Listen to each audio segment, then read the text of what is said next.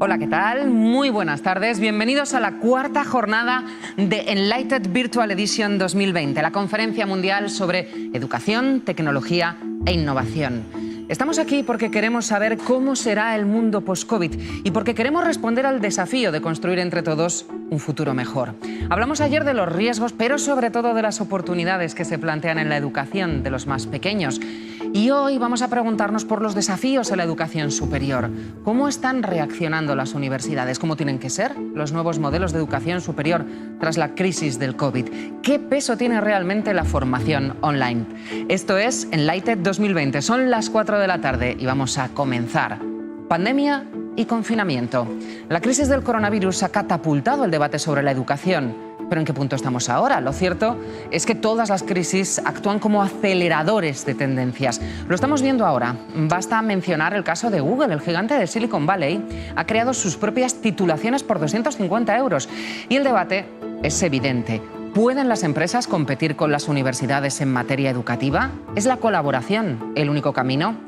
Hoy en día cualquier persona con acceso a Internet puede formarse gracias a la inmensa oferta de cursos online. El catálogo es inabarcable, pero también se plantean dudas. Una cosa está clara, la educación superior no volverá a ser igual que tampoco lo serán los estudiantes y sus profesores. Todos tenemos que aprender a aprender en este nuevo escenario y además los docentes tienen que aprender nuevas formas de enseñar. Los nuevos formatos de aprendizaje están ahí, han estado desde hace mucho tiempo, pero ahora se han hecho más presenciales y más esenciales que nunca. Un movimiento que algunos llegan a calificar de disruptivo. La pregunta está clara. ¿Qué significa disruptivo? Nuestro primer invitado de hoy es profesor de Marketing y Estrategia en la Escuela de Negocios Stern de la Universidad de Nueva York. Empresario, autor, orador en algunos de los eventos más relevantes del mundo. Seguro que muchos de vosotros le conocéis por su magnífico libro For, el ADN secreto de Amazon, Apple, Facebook y Google. Un libro en el que Galloway se plantea las preguntas fundamentales sobre las 4 compañías más poderosas del mundo. Hoy Scott Galloway nos va a ayudar a comprender mejor esa disrupción en la educación superior de la que hablamos. I would like to extend a warm welcome to Scott Galloway. Scott, what are we ready for what is come for? Hello and thanks. It's nice to be with you. Yeah, I think we are. If you think about industries that are ripe for disruption, arguably the industry that's most ripe to be disrupted globally is probably healthcare, but number 2 would be education, and that's what we're here to talk about. Bueno, pues además de que esté con nosotros Scott Galloway, el profesor Galloway, está con nosotros también Diego Alcázar de Benjumea. Muchísimas gracias por estar con nosotros, Diego. Vamos a escuchar al profesor Galloway en unos momentos y después tú le harás además algunas preguntas, ¿no? Efectivamente, muchas gracias. Bueno, pues estaremos con Diego en un momento. Mr. Galloway, we are hesitated just to hear what you have to tell us. Yes. I apologize. Can you repeat the question? Technology, I didn't hear the question. Yeah, I think I'm going to have a conversation with Professor Galloway. Thank you. Hello, Professor. Perfect. How are you? I'm good. How are you? Very well. Thank you. So, Professor, I heard you say that you grew up a son of an immigrant mother with no economic security. You got into UCLA by defining yourself, and let me tell you, this is an amazing definition, as an unremarkable, your words, high school student. As you may know, diversity is one of the key values at IE University, and despite having 140 nationalities on campus, we understand diversity in a broad sense, including profiles from cultures and socio-economic backgrounds that are essential to add different visions and understandings of the world. And second, those profiles that are not remarkable according to standardization of remarkability. For example, we have no GMAT obligation in our MBA, for example. No? My question would be, do you think the educational system in the US, and probably around the world, is missing a lot of talent from people that don't have economic resources or that don't fit in the standard profile of excellence? And what role do you think technology is playing in this inclusion? As you know, Salman Khan will be tomorrow with us here at Enlighted, and I guess he's also going to have a lot to say about this. Yeah, so let's set some context. In the United States and also in Europe, higher education has been probably the greatest lubricant of upward mobility in the history of our societies. This notion of enlightenment, this notion of trying to better yourself, and also this notion of a meritocracy where a very talented young person can work hard and with some luck get into this incredible platform called a college. And perhaps it might be a great leveler. And it's great for our society because we want people with the most influence to be a function of people who bring the greatest grit, character, and intellect. Unfortunately, I think in the US, and I think Europe is not far behind, the great upward lubricant, the great leveler of our society has turned into the ultimate caste system. In the United States, you're 77 times more likely to get into an elite university if you're from the top 1% of income earning households. People in the top quintile of income earning households send 88% of their children to college. People in the bottom quintile only send 12%. So unfortunately, in the United States, we like to think we're a meritocracy. That's true. We have a caste system. If you go to college, if you get into college, you'll make 2 to 3 times the amount of income over your lifetime than someone who doesn't attend college. And then within those universities, the brand name is very important.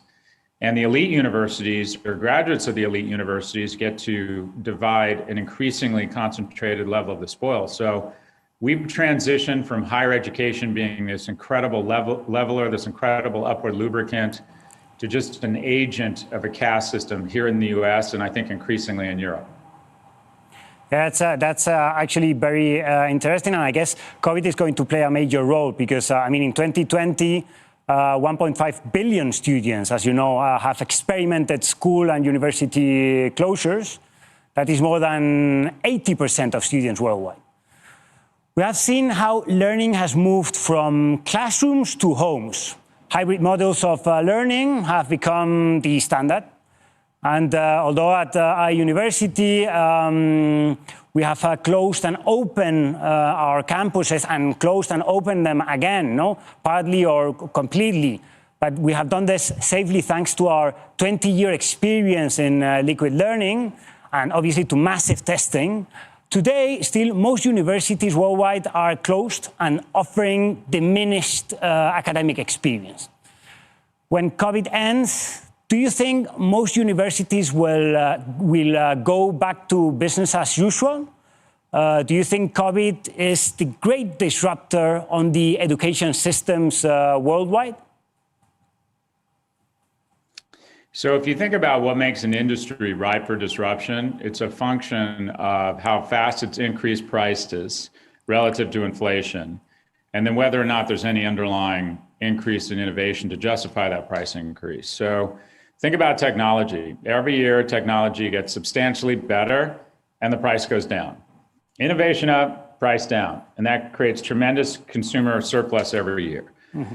In the field of healthcare, we've raised prices faster than innovation. Our outcomes around infant mortality or life expectancy have not kept pace with the increase in costs. So you'd argue that healthcare is ripe for disruption. Raise prices faster than inflation without a subsequent or inherent increase in innovation or outcomes. But that is dwarfed by the gap, the consumer negative surplus of education. And that is in the US, we've seen prices over the last 30 years increase, or tuition increase 1,400%. And if you walked into a university lecture 30 years ago, the fashion would be different. They'd have laptops instead of iPads. They'd be drinking Tab instead of Diet Coke. But it would look, feel, and smell mostly the same. And so what we have is a product that largely hasn't changed in 30 years. The only thing that's changed is the price. So think of think of a Mercedes 30 years ago versus now on an inflation adjusted basis, it's actually less expensive and it's an entirely different automobile. Think about what's happened in technology. Think about telco, how much things have changed. So we have stuck out the mother of all chins. We are probably the most disruptible industry in the world right now. And the fist of stone coming to meet that chin is COVID-19, where all of a sudden the primary means of regulating and creating a cartel, and that is artificially suppressing supply. The means or the vehicle of artificially suppressing that supply was the campus. And that is my class brand strategy was limited to 160 kids because the largest classroom at NYU only fits 160 seats. Because of COVID-19, because we've gone all remote, I am now teaching entirely remote, and they've asked my class to expand to 280 kids, which means there are now 120 fewer students to fill seats for other marketing professors and marketing electives. Now, the opportunity is that should decrease costs. The downside is if you times that effect, one person teaching 280 versus 160, if you times that effect, if you will, that flight to quality, that scale by 1,000, we're beginning to talk about what might happen to universities. And that is there's going to be an enormous flight to quality. Supply will be ideally substantially increased across the best universities, which is going to put tremendous cost pressure on the tier 2 and the tier 3 universities who have benefited from price fixing and sort of a cartel. Universities have generally raised their prices in lockstep. So we're going to see not only demand destruction, fewer people decide to go to college, but we're going to see the top universities soak up more and more of the demand, resulting in an absolute destruction of economic viability for the tier 2 and tier 3 universities. We could see what has likely happened to restaurants in Madrid, where somewhere between 1/3 and 50% of restaurants by name are going out of business. I think you could see that same sort of destruction in higher education. We could see somewhere between 10 and 30% of our universities perish in the next decade. Yeah, thank you very much for all that information, and that's a lot of information to understand, really, because when technology is about to disrupt an industry, there's lots of things that need to have to be taken into account, no? Let me also ask you this question as a university. You've been in Madrid to our university as an exchange professor, and you know that our purpose at IE is to foster positive change through innovation, research, and education. No? We say, although my wife doesn't like it when I say this, but we are in love with change. I don't know what she thinks I mean when I say that. No, but you are a very visionary. And you have a very visionary and interesting view on the future of higher education. And as you say, you think it's an industry about to be disrupted. No? In an interview in New York Magazine published during the pandemic, we could read the headline, Scott Galloway predicts a handful of elite cyborg universities will soon monopolize higher education. So basically, your prediction is that education institutions will partner with big tech corporations. For example, we will have MIT at Google or Harvard for Facebook. And you gave us a lot of insights on skills and learning methodologies and technologies and scalability. And I would like to ask you some questions about this in a minute. But before that, I would like for you to answer us, why do you think big tech will go into education? And there's obvious reasons. And how do you envision these partnerships happening? So big tech will go into education, not necessarily because they want to, but because they have to. The problem or the challenge that big technology firms, whether it's Apple, Amazon, let's take Apple. Apple needs to double its share price in the next 5 years, or at least have a credible rationale that they will likely double their stock price in the next 5 years. Otherwise, people will sell their Apple stock and they'll buy Zalando or Zoom or Peloton. And the only way they're going to do that is if they increase their top line revenue somewhere between 40 and 80%. And that's assuming some operational leverage. They may not need to double their top line revenue, but they're going to need to increase it substantially. That means that Apple in the next 5 years has to go find another $250 billion in top line revenue, which means they have to go big game hunting. And then when companies need to add $250 billion in top line revenue, they're limited to a small number, a finite number of industries they can go into, because right now the majority of the world has a handset. Even with a super upgrade cycle from 5G, it's not entirely clear they could add another $250 billion in gross income to their top line. So assuming they have to go into other businesses, they've gone into the media business, they've gone into the music business, it leads them to one of a few places. The most obvious one is healthcare. I think Amazon is going to be the largest or fastest growing healthcare company in the world in the next 5 years. But I think Apple will likely enter the education sphere, because if you look at the amount of gross margin dollars produced in education, what other industry charges more than $100,000? Many universities charge more than $100,000 over 4 or 5 years at a 90+% gross margin. Hermes has 60 points of gross margin. Apple has 28 points of gross margin. Ferrari gets gross margins of around 30 or 35 points. Many universities get 90+ point percentage gross margins on their product for something they charge more than $100,000. The only other product I can think of in the world that is able to do this is certain pharmaceuticals for rare cancer disorders are able to charge hundreds of thousands of dollars at 90+ points of gross margin. But if you think about this, the gross margin dollars, Jeff Bezos summarized it perfectly. Your margin is my opportunity. So I think big tech will come into education because they have to, not because they want to, because it's the place with the most gross margin dollars that are up for grab.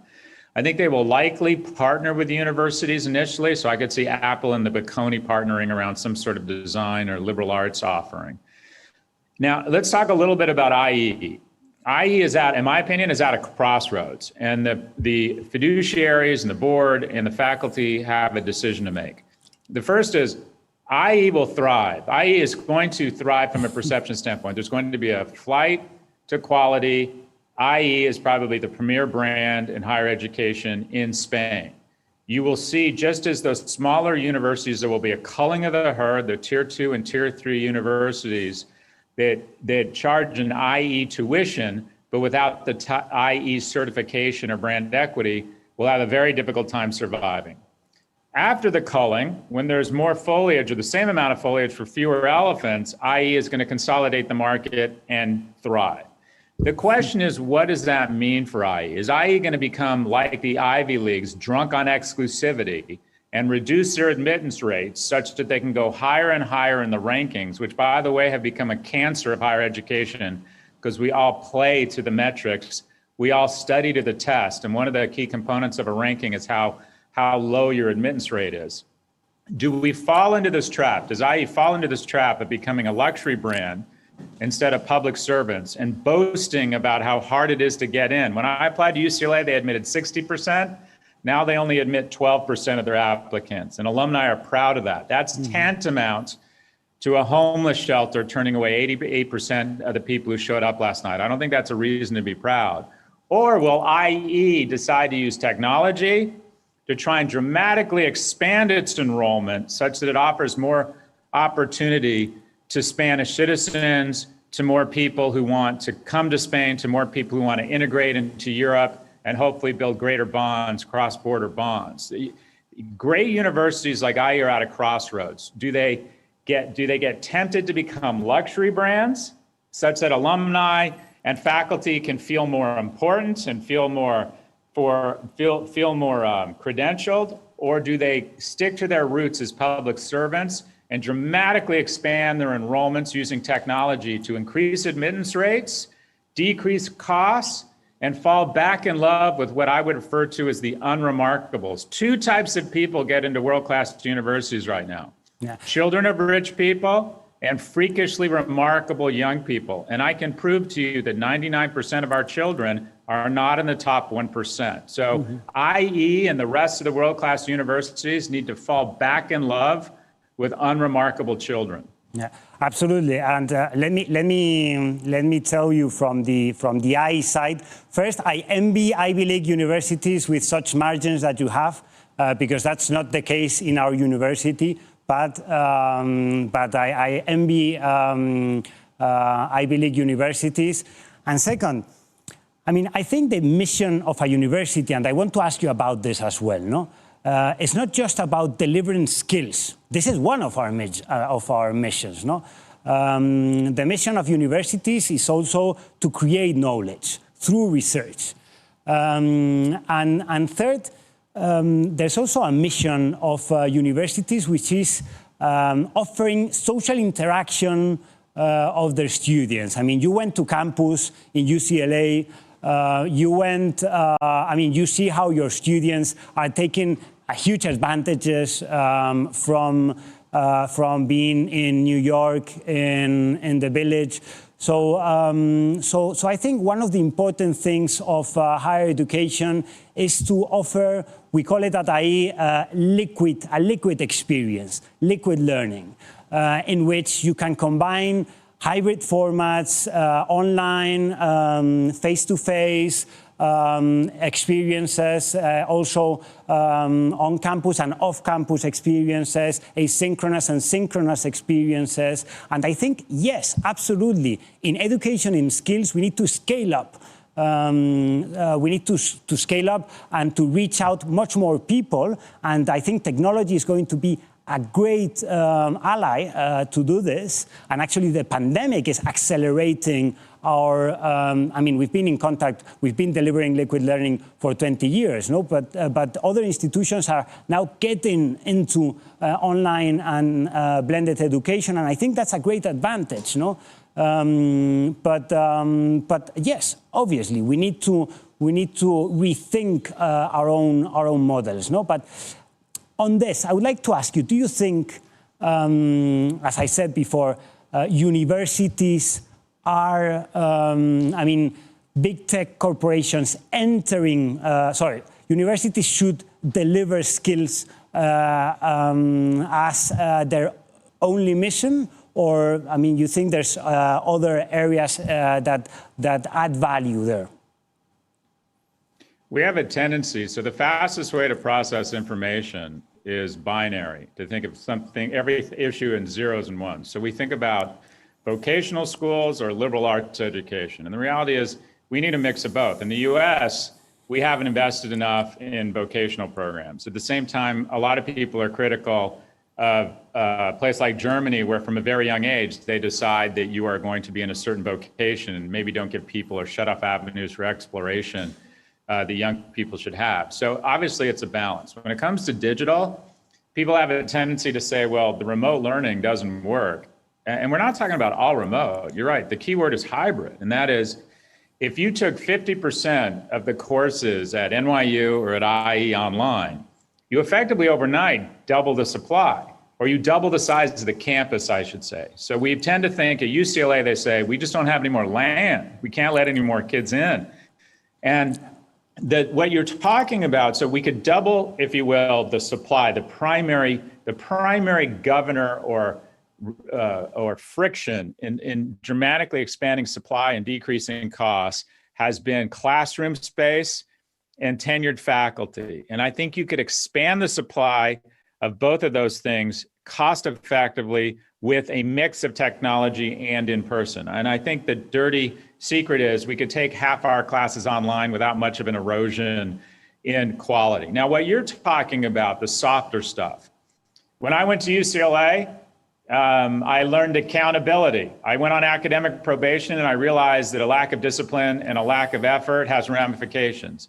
I fell in love. I got my heart broken, and then I realized I was going to be okay, and I developed resilience. I ran for student body and I lost, more resilience. I joined crew and I learned how to push myself harder than ever before. I used to get too drunk and throw up and learn my limits. I spilled into adulthood in this wonderful, safe, joyous environment. Those softer skills of higher education scale really well. Young people figure out a way to socialize, they figure out a way to interact, they figure out a way to play sports, they figure out a way for intellectual curiosity. That scales really well on its own. What hasn't scaled is the ability to let in more students, because admittance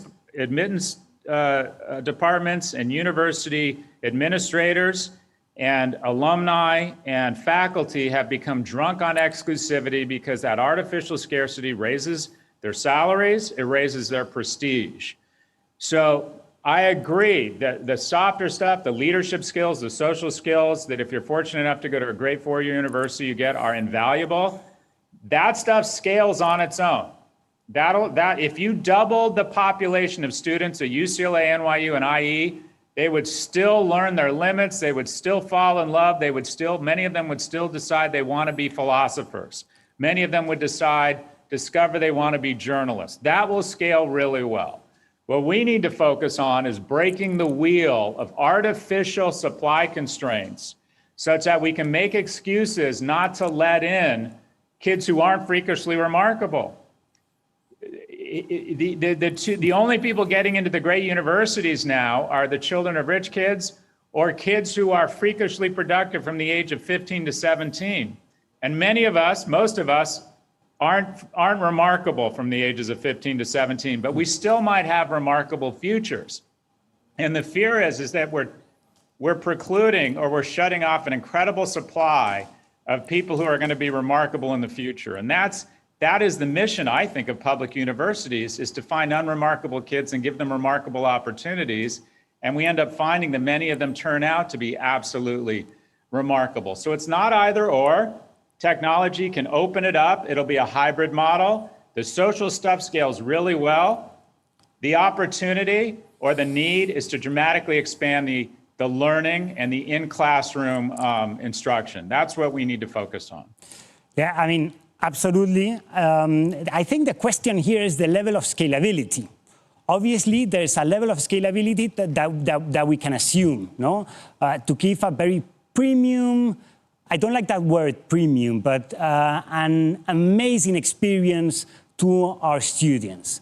But the point is, those partnerships, first, are they going to scale this in order to make it possible that we can still have an interest-free space in universities where we can get drunk, as you say, and we can meet our first girlfriend, or we can have a safe place where say, I don't know, stupid things.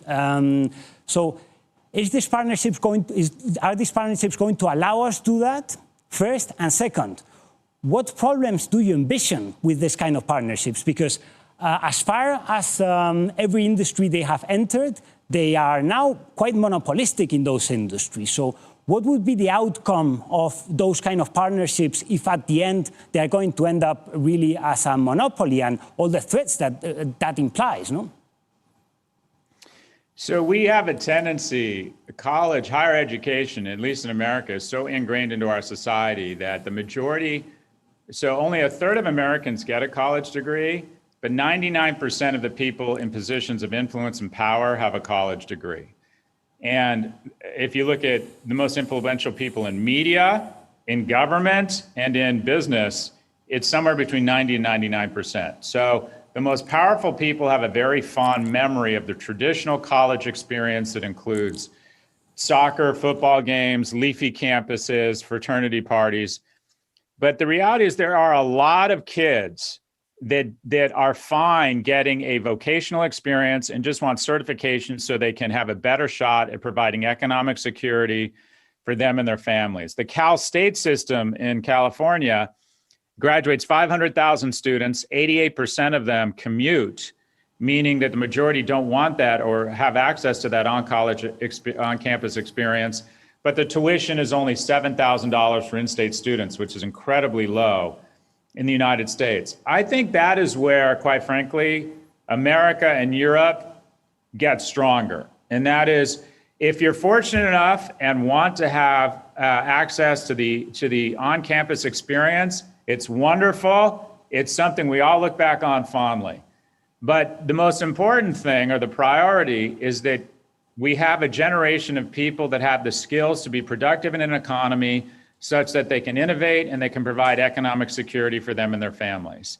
And again, it's not an either or. It's not an expensive, typical four-year college experience. There needs to be a variety of options based on your personality, your needs, quite frankly, your economic wherewithal, and what the opportunities are. And we have a tendency to think that everything should be focused on this prestigious four-year experience. And we have to break out of the notion that the only people who are fit to lead our society are the ones that go to a typical four-year college and have that type of experience. There are a lot of people who are very capable who don't want that experience. So, for example, what's prohibiting NYU and IE from having both? Having certificate programs that are lower cost, that are more vocational in nature, but also having the opportunity to come to Madrid for 4 years and have some of the wonderful intangibles we're talking about. And the reality is some people just have more options than others. We live in a capitalist society. The children of rich kids are going to have more opportunities. The kids who work exceptionally hard and are successful by the age of 18 and accomplished are going to have more options. That's the reality of the society we have chosen. But does it have to be an either or? Do you get into a four-year college or you get nothing and sort of get relegated to an underclass? In America, we are headed towards a society with 3 million lords being served by 350 million serfs, and higher education feeds into that dangerous trend. In terms of big tech, I think that you're right to be very cautious. Yes. When big tech enters an industry, a few things happen. One, generally speaking, there's some good things, costs go down. When Android enters the handset market, you can now get a great phone for free, effectively. Yeah. When Amazon enters retail, retail costs come down. There are some real consumer benefits to when big tech comes in. Yeah. Over time, they use that cheap capital and that momentum and that growth to begin slowly but surely sucking the oxygen out of the room for every other player. And we end up with a small number of players that garner all of the shareholder value. And also we lose a certain amount of our humanity.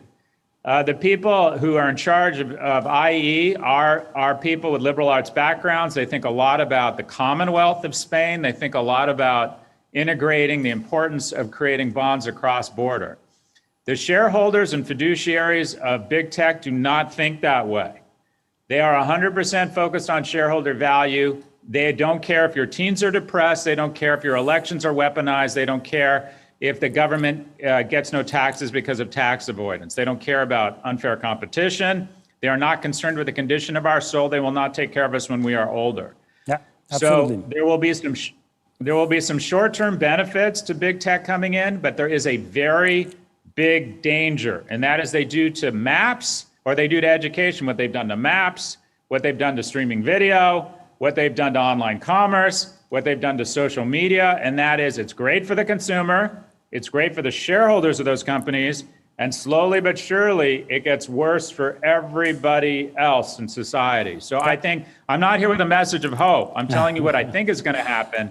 I'm not sure it's good that big tech is getting into education. Yeah, no, I completely agree on the balance between scaling up education through certificates, certifications, badges, etc., and also given the full experience, the full university experience. And we need to find the balance there, because obviously we are not yet at that moment of offering that balance. But I think that we are conscious about it. And I think that's very important. I want to ask you a question, and I'm a bit concerned with time, because I wanted also to ask you about big tech and its opportunities and risks. But only a quick question about faculty. You're a great communicator, Scott, but probably this is not the same with many other faculty colleagues of yours. And they need to reskill in order to be part of this transition into hybrid models, into liquid education. What are your suggestions for the reskilling of faculty? My suggestion is to adapt or die. Like every other species, there's sort of a two-class system among faculty and universities, and that is there are lecturers, adjuncts, teaching assistants, part-time lecturers who carry a lot of water and are generally underpaid. because tenure has become so expensive that it crowds out the ability to pay other people who do a lot of the teaching. And the tenure system in the US has kind of become this very efficient guild. Tenure initially was to protect Galileo, protect intellectual thought from the trends or the winds of that time, such that you could say provocative things and have some protection. The reality is, I believe at business schools, we don't need tenure. And that is, we haven't said anything that provocative in the last 50 years. The difference between dark water and blue water economics, the difference between GAAP standard, GAAP 1 and GAAP 2 accounting is not that controversial. It's become a means of increasing compensation and lowering productivity. And I don't make this statement lightly, but I think over the last 30 or 40 years, at least in the US, every decision that university leadership makes is largely focused on one thing: how to decrease their accountability while increasing their compensation. And the net result of that is we have had a transfer of wealth of $1.5 trillion from middle-class households to universities. And it's, in my opinion, it's morally corrupt. Spring in the United States and in certain parts of Europe used to be a joyous but nervous time to figure out where you're going to college. In the US, it's become a season of despair, where you have to sit down with your daughter, who has worked exceptionally hard, and tell her that despite her incredible work, despite her getting into an amazing university, you just can't afford to send you there. Or these irrational decisions to take on debt that is greater than the value of our house and potentially put off retirement for years because we buy into this basic instinctual notion that we have failed as parents unless we get our kids to college. So the income transfer that has been affected here, the transfer in wealth from middle-class households across Europe and US to universities because of a cartel and the fact that we are drunk on luxury, has been morally corrupt. And I think COVID-19 presents an enormous opportunity for faculty and for universities to face a fraction of the economic pressure that households and individuals face every day across Europe and the United States. Our arrogance and our self-aggrandizement has led us to believe that we are not subject to a fraction, or shouldn't be subject to a fraction of the same scrutiny that every business, every household, and every European and American has to face on their own. The reckoning is overdue. Yeah. So thank you very much for your sincerity. It seems that with COVID, we have had a decade acceleration in 6 months, and that this is happening across every industry. Some businesses, like the powerful tech monopolies that you just mentioned, will drive as a result of the disruption, becoming even bigger and monopolistic. And while technology has generated great amounts of wealth, it has also sharpened social inequalities, as you mentioned before. It has done very little to address global issues, such as climate change or helping the rise of populist movements in several strong democracies. In addition to this, they are boosting their revenues by selling their capacity to influence us through our data, with no real privacy policies in place. In my opinion, all this could even question the essence of liberal democracies. So what are your views on tech companies, as you mentioned before, and their influence in our societies? And what role do you think, I don't want to say traditional universities, but interest-free spaces should play on avoiding those risks? So you brought up an interesting concept, and that is COVID-19 is more of an accelerant than a change agent. None of the trends are really that different here. They just accelerated 10 years. I believe we always said in 10 to 20 years, China would become the new superpower. I think it's happened. In America, we don't like to admit it, but as we withdraw from the World Health Organization, China fills the void of leadership that America has created, and they're stepping in. As we argue over the vaccine and refuse to wear masks in the US, China is now saying when they have a vaccine, they will distribute it for free in Thailand and other countries, and they're establishing goodwill around the world. US e-commerce was at 18% of retail In March, in 8 weeks, it jumped 28%. It jumped 10 years in 8 weeks. The number of young adults living at home in Europe has accelerated by 10 years. There are now more young adults in Europe and US living at home than living on their own. Government spending has accelerated 10 years. So this is an accelerant. Unfortunately, one of the key steps to tyranny, and we saw this in Germany in the 30s, is that when private power begins co-opting the government, when the government is no longer a countervailing force but a co-conspirator to private power, it takes us to very ugly places. And I think that the power that these companies have, in the last 6 months, Amazon has added the market capitalization of all retail in Europe. Google has enough cash on their balance sheet to buy Boeing and Airbus for cash. Jeff Bezos, with his personal wealth, could buy every football team in Europe, every basketball team in the United States, Bombardier, and then with his spare cash could buy Airbus, Hugo Boss, Carrefour for groceries, and then buy the Pan Am building. It's striking that we have let wealth for certain individuals become this concentrated, and we've let so few companies become this powerful. 98% of the gains in the marketplace since March are represented by just 7 companies.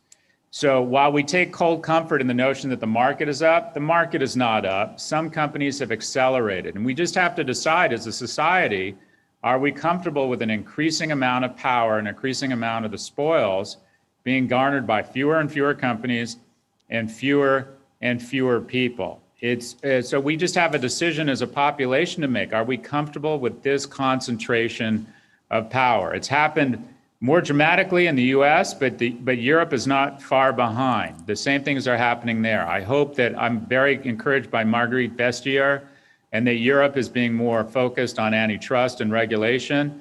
But these companies have blown by any reasonable test of a dangerous concentration of power. Thank you so much, Scott. Thank you. Muchísimas gracias, Scott. Muchísimas gracias, Diego del Alcázar Benjumea, vicepresidente ejecutivo de EA University, por esta charla. Muchas gracias, de verdad. Ha sido muy, muy interesante, más que interesante, diría yo. Muchas gracias.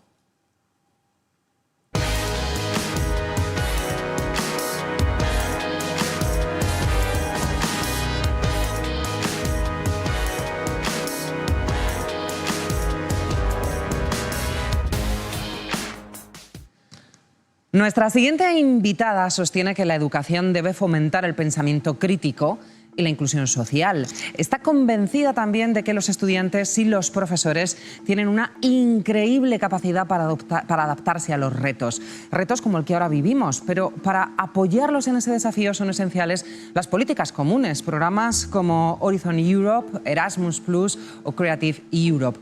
¿Qué podemos esperar de estos programas? Bueno, pues eso es lo que va a explicarnos Marilla Gabriel, comisaria europea de Innovación, Investigación, Cultura, Educación y Juventud. Welcome, Marilla. We can't wait to hear what you have to share with us today. Thank you. Thank you very much, ladies and gentlemen. First of all, it's a great pleasure for me to join you. Thank you very much for giving me the opportunity to speak about such an important topic. And I would like to start by saying that our societies are facing significant challenges, challenges that cannot be ignored or left for tomorrow.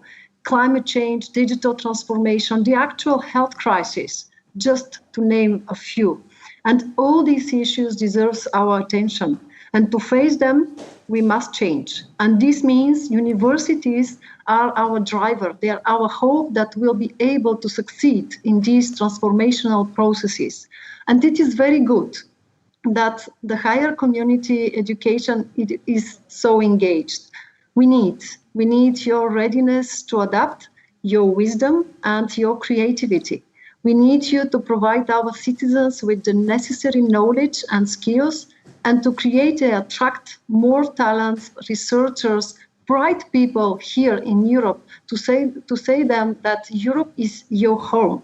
And that's why for me, again, it's an occasion to say thank you very much for your engagement. We count on you because we would like to reach our objectives together with you set out in the Union's Recovery Plan, the European Green Deal, and the 2030 Sustainable Development Goals.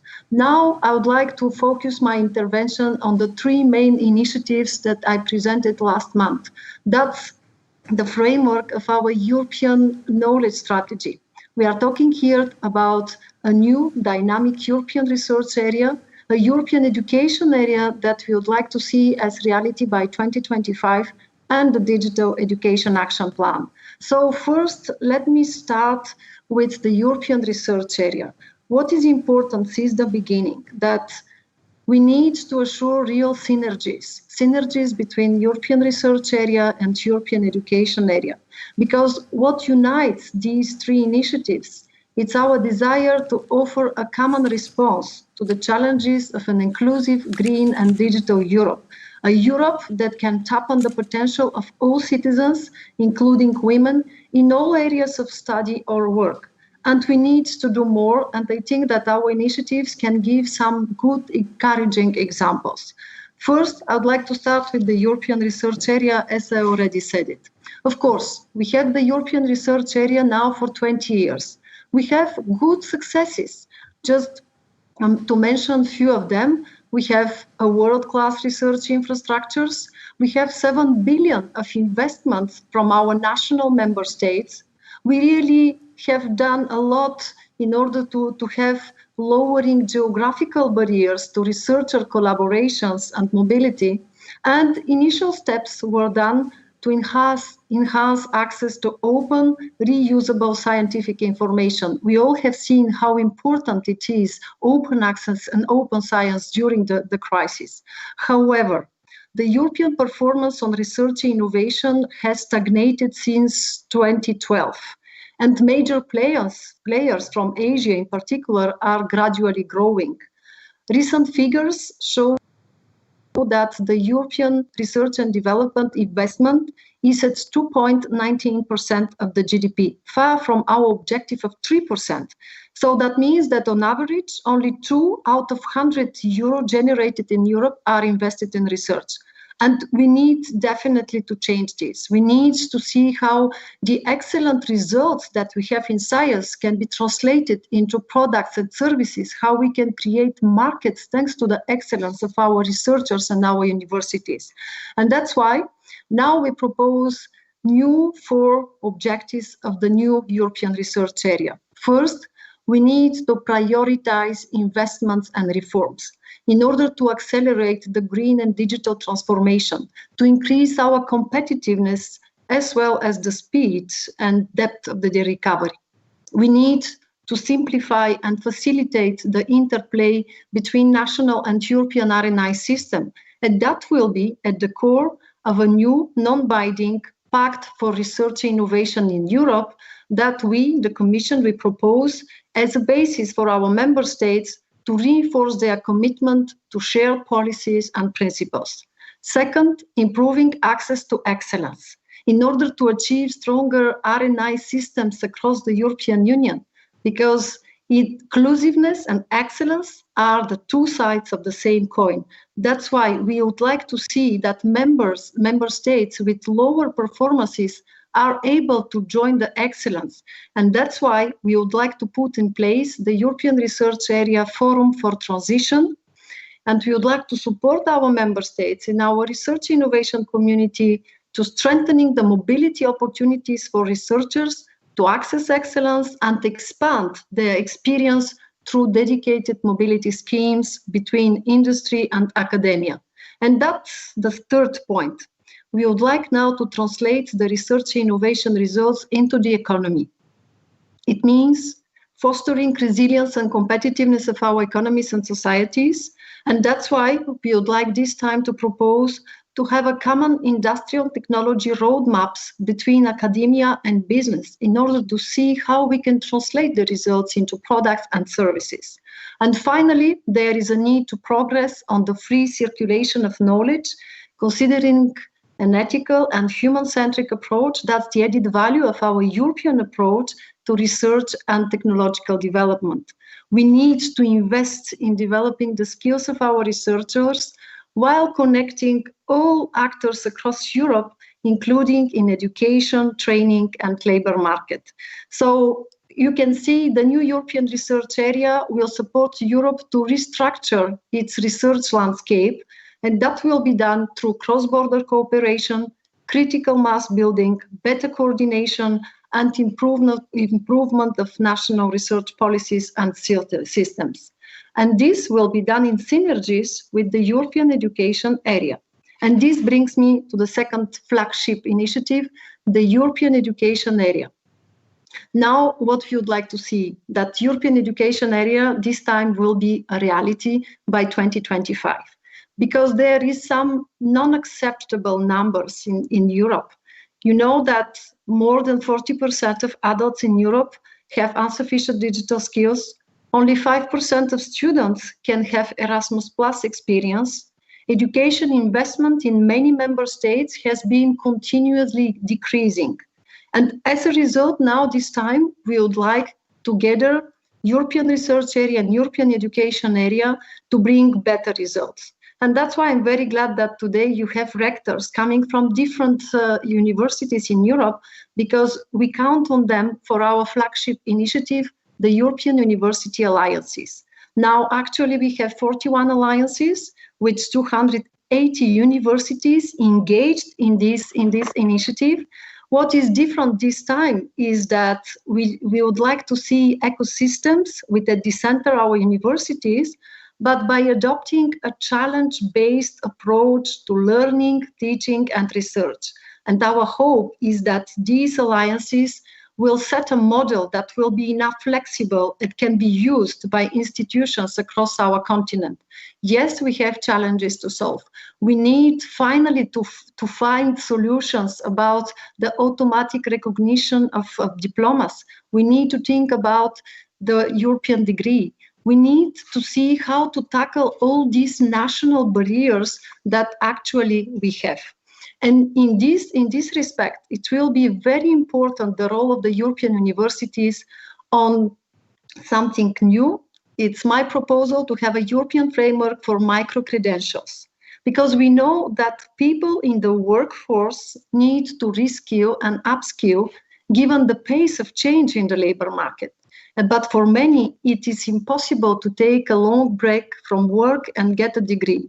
This is why we need flexibility in providing skills and diversified, innovative, and accessible opportunities for citizens.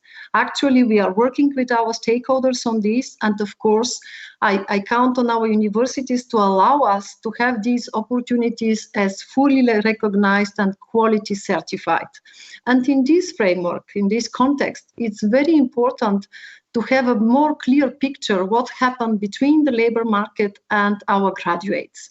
Because actually, we would like to have a new initiative, a European graduate tracking initiative, because this is the link with the labor market. Feedback from graduates after they have finished their education is essential for ensuring that the knowledge, skills, and competencies acquired by students are of high quality and relevant to the world of work. We don't have this data for all our European member states. We started with 8 of them. I can only encourage all the member states to join us in this initiative, because that will be useful for our students, for our universities, for the labor market, for us as decision makers. Finally, I would like here, when we talk about the European education area, to touch something completely new. We would like to have now, in order to facilitate the green transition, an education for climate coalition. I think that we need to take into the consideration the wish of our young people to be engaged in this endeavor. We need really to see how, with the whole education community, through a renewed commitment for climate change and actions with quantified targets, we can see where it is possible and what we can do in order to accelerate some of the processes. And one special mention to women, because that's a topic very close to my heart.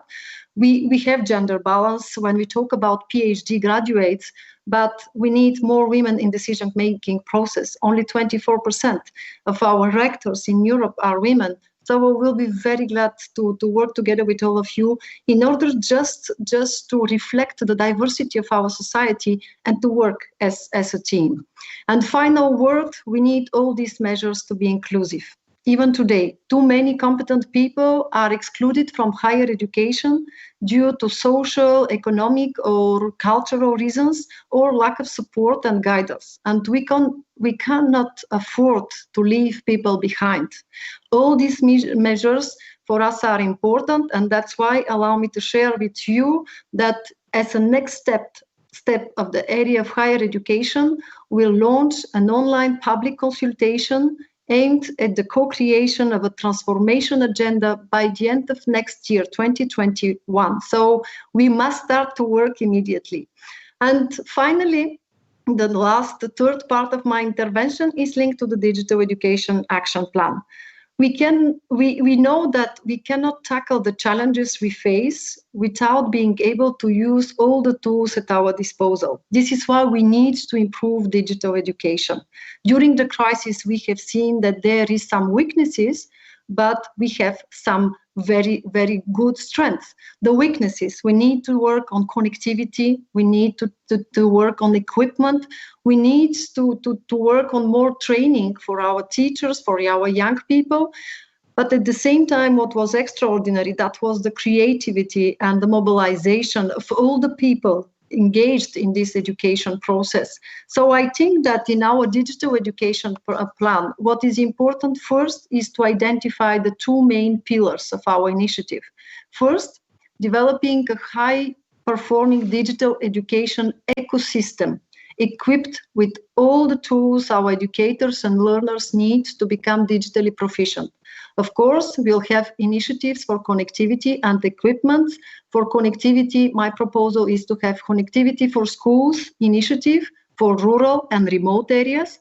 And for equipment, what is important now is to share this message with our member states, because actually they have maybe for the first time a great flexibility to use the money coming and the funds coming from regional funds, coming from next generation, in order to provide this to our universities and our schools.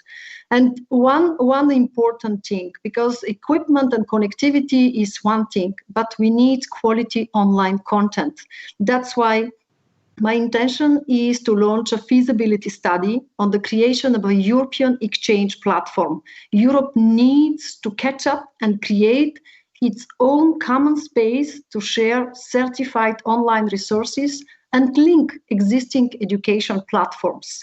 Second pillar of our digital education action plan is enhancing the digital competencies of European citizens.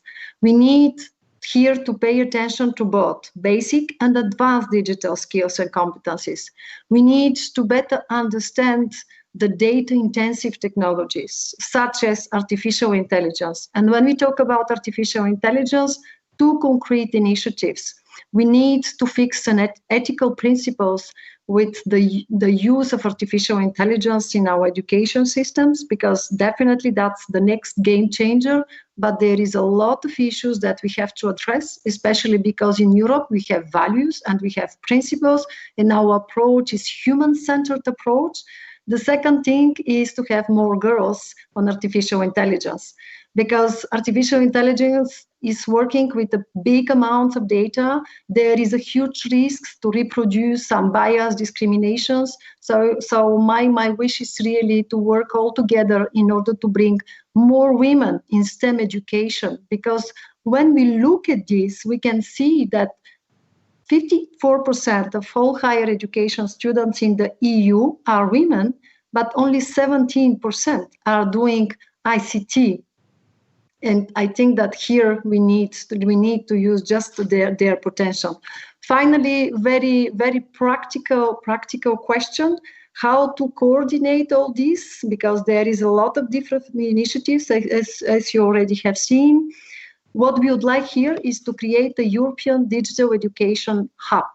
This hub will support our member states by exchanging experience and good practices, and it will link digital education initiatives and strategies and connect national authorities, private sector, experts, education and training providers, and civil society. It's up to all of us to see how this digital education hub will work. But my wish is to have all our member states in and finally to facilitate the extraordinary work that is done in all our member states. In conclusion, through education, research, and innovation, we can achieve our goals and face the challenges that change our way of life. And our ambitious knowledge strategy, I think, that provides a path to this. And this is the way forward, is if Europe is to remain competitive and innovative on a global scale while remaining true to its core values.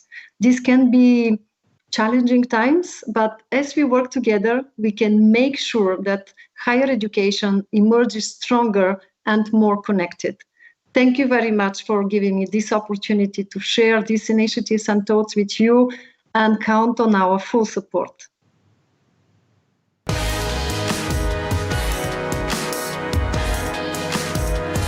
As Maria has perfectly explained, adopting digital fluency is one of the main challenges of the near future, and universities are also facing this challenge. Students and teachers are doing everything to find the right balance between safety measures and learning management. Masks and hand sanitizer are not only mandatory, but also part of the life on campus.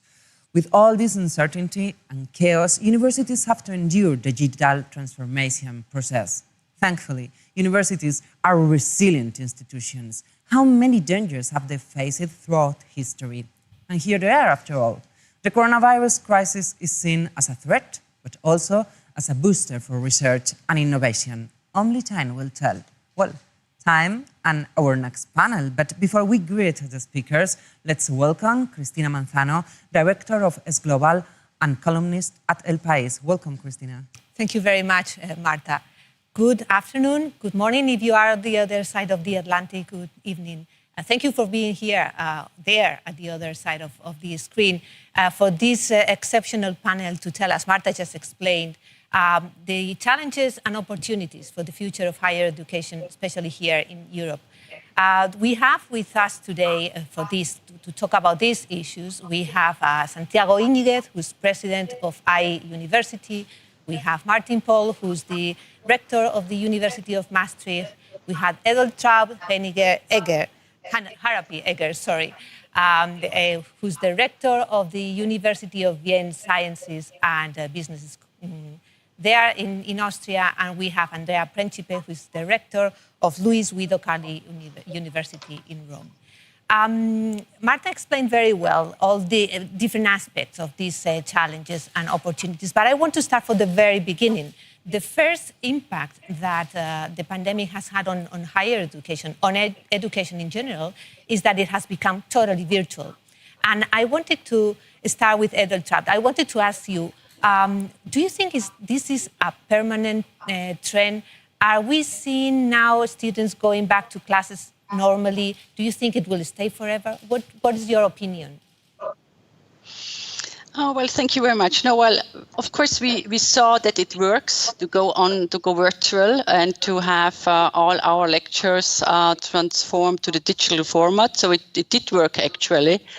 But nevertheless, we can see that our students and even also our faculty members, they are a little bit exhausted from all those different online formats, online meetings. And now, since we started to invite them, at least partially again, back to campus, I can really see how happy they are to meet again, to have a kind of a social interaction, to get the feeling, to get the spirit of the university and the campus life, even with those regulations we have because of safety reasons.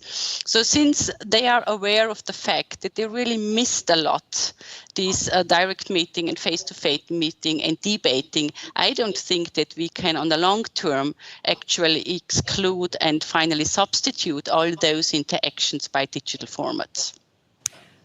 One of the main pillars of this new trend is the role of technology, of course. And we are hearing much and more about what it's called hybrid education, because as you well mentioned, many students want to go back to the classrooms, but suddenly we have the virus again. I wanted to ask Santiago how IE is facing this trend towards combining face-to-face and online education.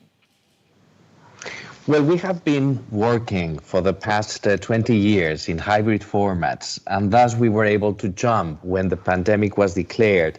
We had here in Spain a state of alarm. So we were able to jump into hybrid formats on the spot without any sort of solution of continuity. But I agree very much with what the rector of Vienna University was saying before. Education is an embodied activity. We learn when we are small children, we start learning not just by listening and seeing things, but even by touching. So the senses and the use of the senses is vital for the learning process. That's why we have discovered that despite technology bridges the learning process and of course helps a lot in terms of personalizing the learning, we still need very much face-to-face, in-presence education. In fact, all the surveys that have been run across continents for undergraduate and postgraduate students reveal that they all miss being on campus and interacting in presence with their fellow students. Many of those fellow students come from other countries, and international mobility has also been very much affected. Martin, again, do you think that this pandemic will change the way we have been perceiving, we have been living international mobility? Not only the pandemic, but also other trends like the new transatlantic relations or Brexit. Many students used to prefer the UK for their studies. Are they changing now more? Are they looking more towards continental Europe? Yes, I think so. There is a change that we see, and I think it will last. I think the challenge now is how can we create international mobility in a virtual context. As you may know, I'm also responsible for European University Alliance, Youth for Young Universities for the Future of Europe. And we have spent a lot of efforts recently to have a virtual mobility, which means that students can follow courses online at 10 different European universities. So that is not a perfect replacement of going and experience a different culture, but you certainly also can follow what we call an international classroom. Then beyond Europe, I think the change will be more dramatic as any geopolitical change has been in the past, such as Brexit, the situation in the US that's unclear, situation in Asia. So I think that will change the student streams. I can only say from my university, we were surprised that we see 15% more students that inscribed at my university this year, mostly from within Europe, not from outside Europe. There we see a small decrease. Andrea, may I ask you, are you also seeing that trend? More students coming from within Europe than from other places that used to come before? Yes, we've experienced the same pattern that Martin was mentioning. Although, against all odds, we did receive a very large number of applications from international students. As a matter of fact, we more than doubled the number of applications. So this means that there is, I think, a need which is now ingrained in the students' DNA and student minds, that international mobility is part and parcel of the educational path. So although probably in the short term we will experience somehow a reduction of mobility of students, which can be somehow substituted with what Martin was saying, using digital technologies. In the medium to the long term, we do expect that we are going to still rely upon international mobility, and again, as an important dimension of students' career paths.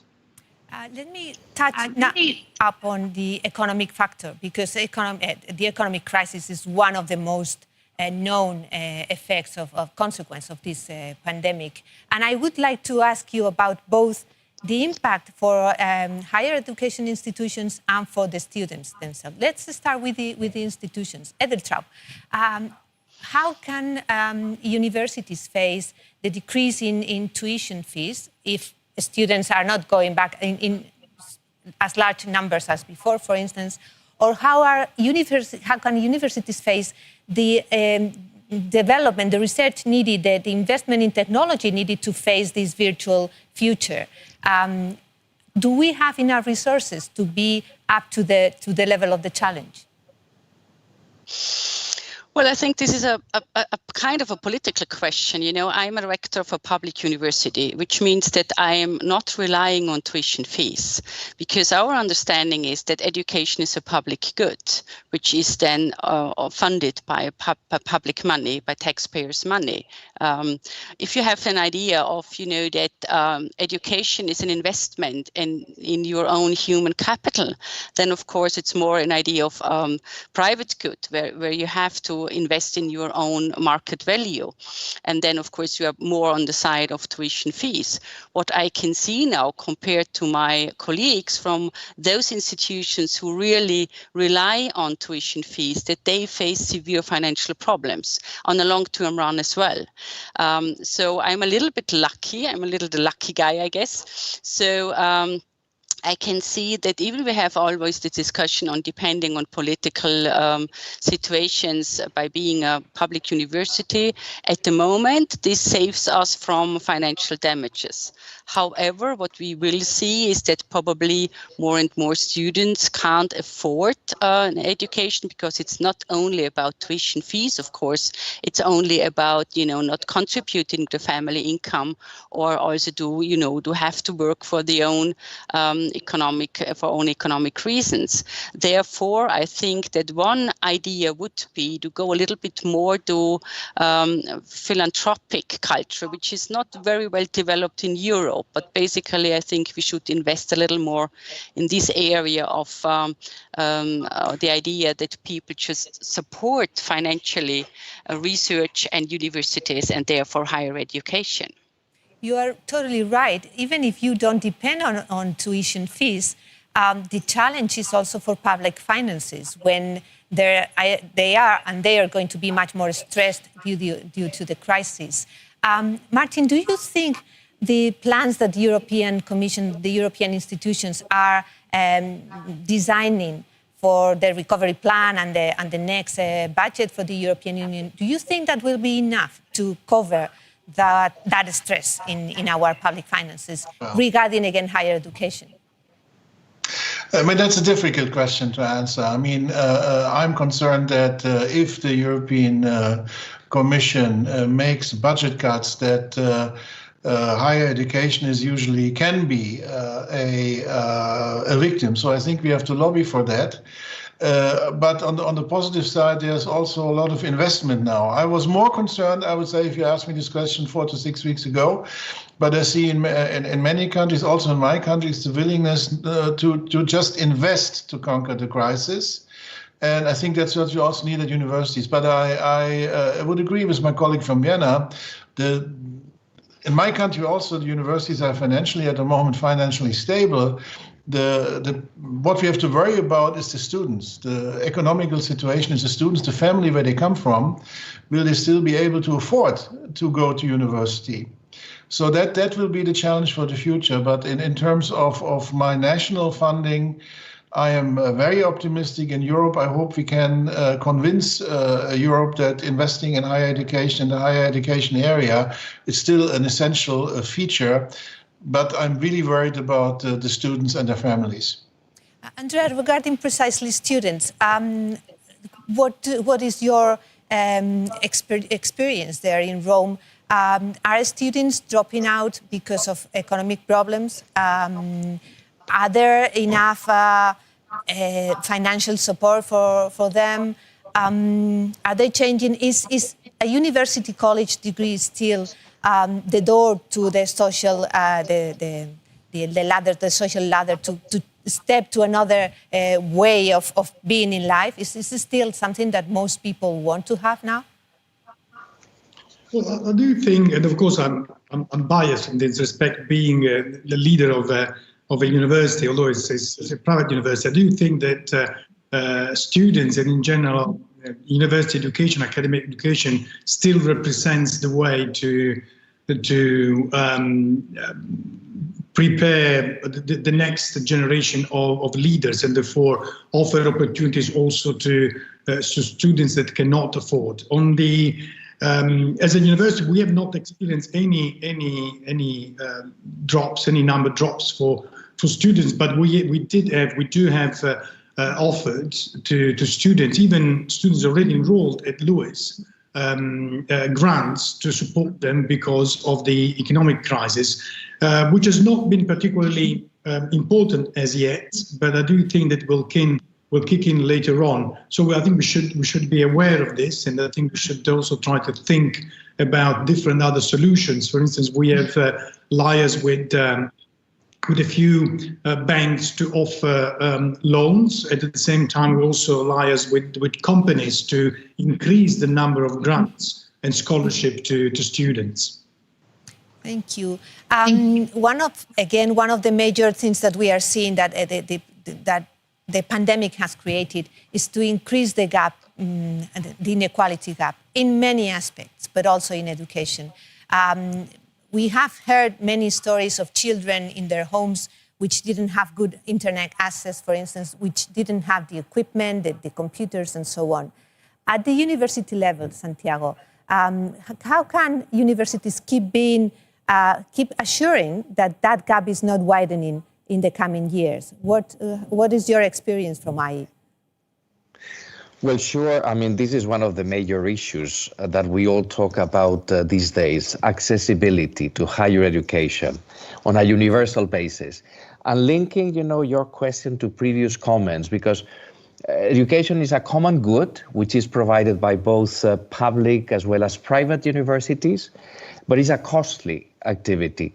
And what we find is that states and governments are dropping their investments in education across the board. This is happening in the US as elsewhere.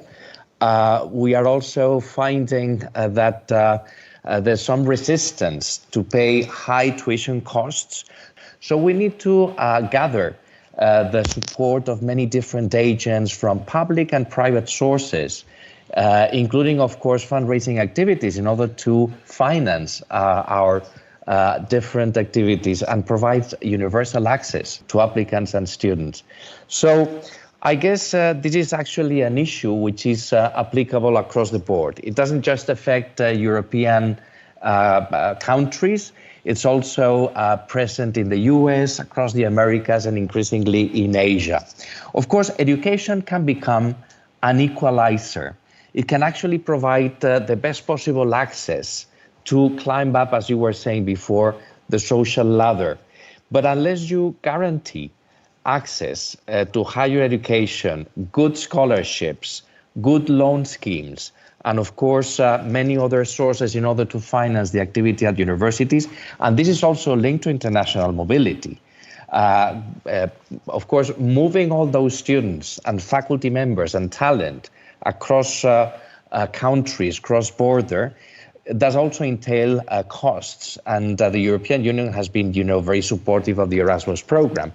But we will probably need to increase those funds in the future. So anyway, education is a common good that deserves lots of attention in order to gather enough funds to finance, this very important activity for the global society.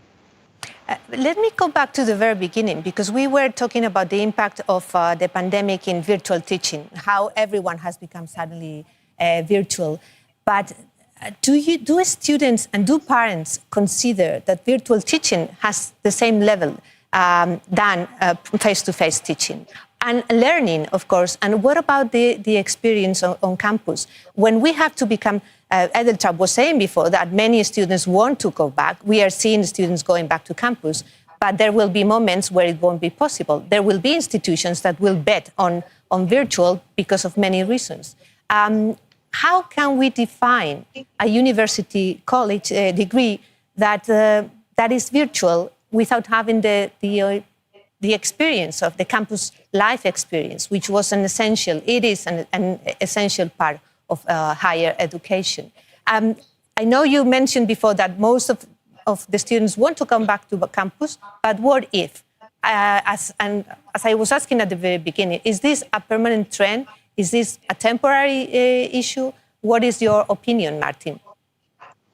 Yes, I think the full-time virtual education is a temporary solution and temporary response to the acute phase of the pandemic. Then if there's a lockdown, you have to go this way. If you can avoid that, I think the future is indeed the blended classroom, hybrid education. We have done a lot of interviews with staff and students, current ones and ones that apply, that they really want this mix. They want a mix of a campus experience with an online variant. So what we have decided to do here, and we have currently run our campus with 20-30% of the normal capacity due to the social distancing rules, that all the lectures are online. All, I would say, larger groups are online. But the small groups, the interaction, the social interactions, we organize those on campus. In my view, this is the model that we also will pursue in the future. I don't think a full-time digital virtual environment for the whole degree program is going to be viable to replace what we have done in the past.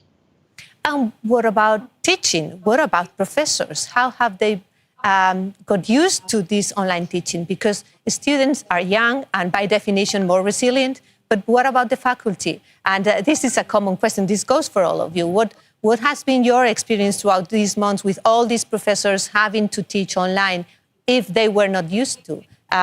Who goes first? Maybe Edeltraud, please. Well, yes, indeed. I had nice experiences with colleagues who would probably have said 1 year ago that there is no way to have any digital format in the class because this is just not thinkable. Now they would come back to me and would say, well, now since I had to go online, I learned a lot, and I can see that there are still parts I can also in a long-term run I could use for a better teaching concept. So I think that my faculty members did a good job. But nevertheless, what we saw is that they really need competences. It's not only about technological competences and how to use the tools, but it's also that they really had to redesign their concepts.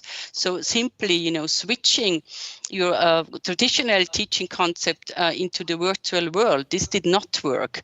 But in order, to have a high quality teaching performance, we really had to offer coaching, we had to offer workshops, we had to offer a different kind of further training of community learning from each other and so on. So I think that also teachers and faculty members, they experienced new ways of teaching and new ways of interacting with the students. However, what they also reported is that they really miss the interaction with the students. And may I add just one issue about the virtual world? What we can see is that it is much easier to switch to online formats in groups of students who know each other. So they have already some networks and they know each other. They had been in classes last academic year and so on. For those who come to the campus for the very, very first time, who have to, to get used to this huge organization, to find new friends, to find learning groups, these are those who really need also on-site events and space to get to know each other. Andrea, how have you dealt with this with your professors, the professors in the Luis Guido University? How have they dealt with teaching online? Were they used to? How far had you gone before this pandemic to online teaching?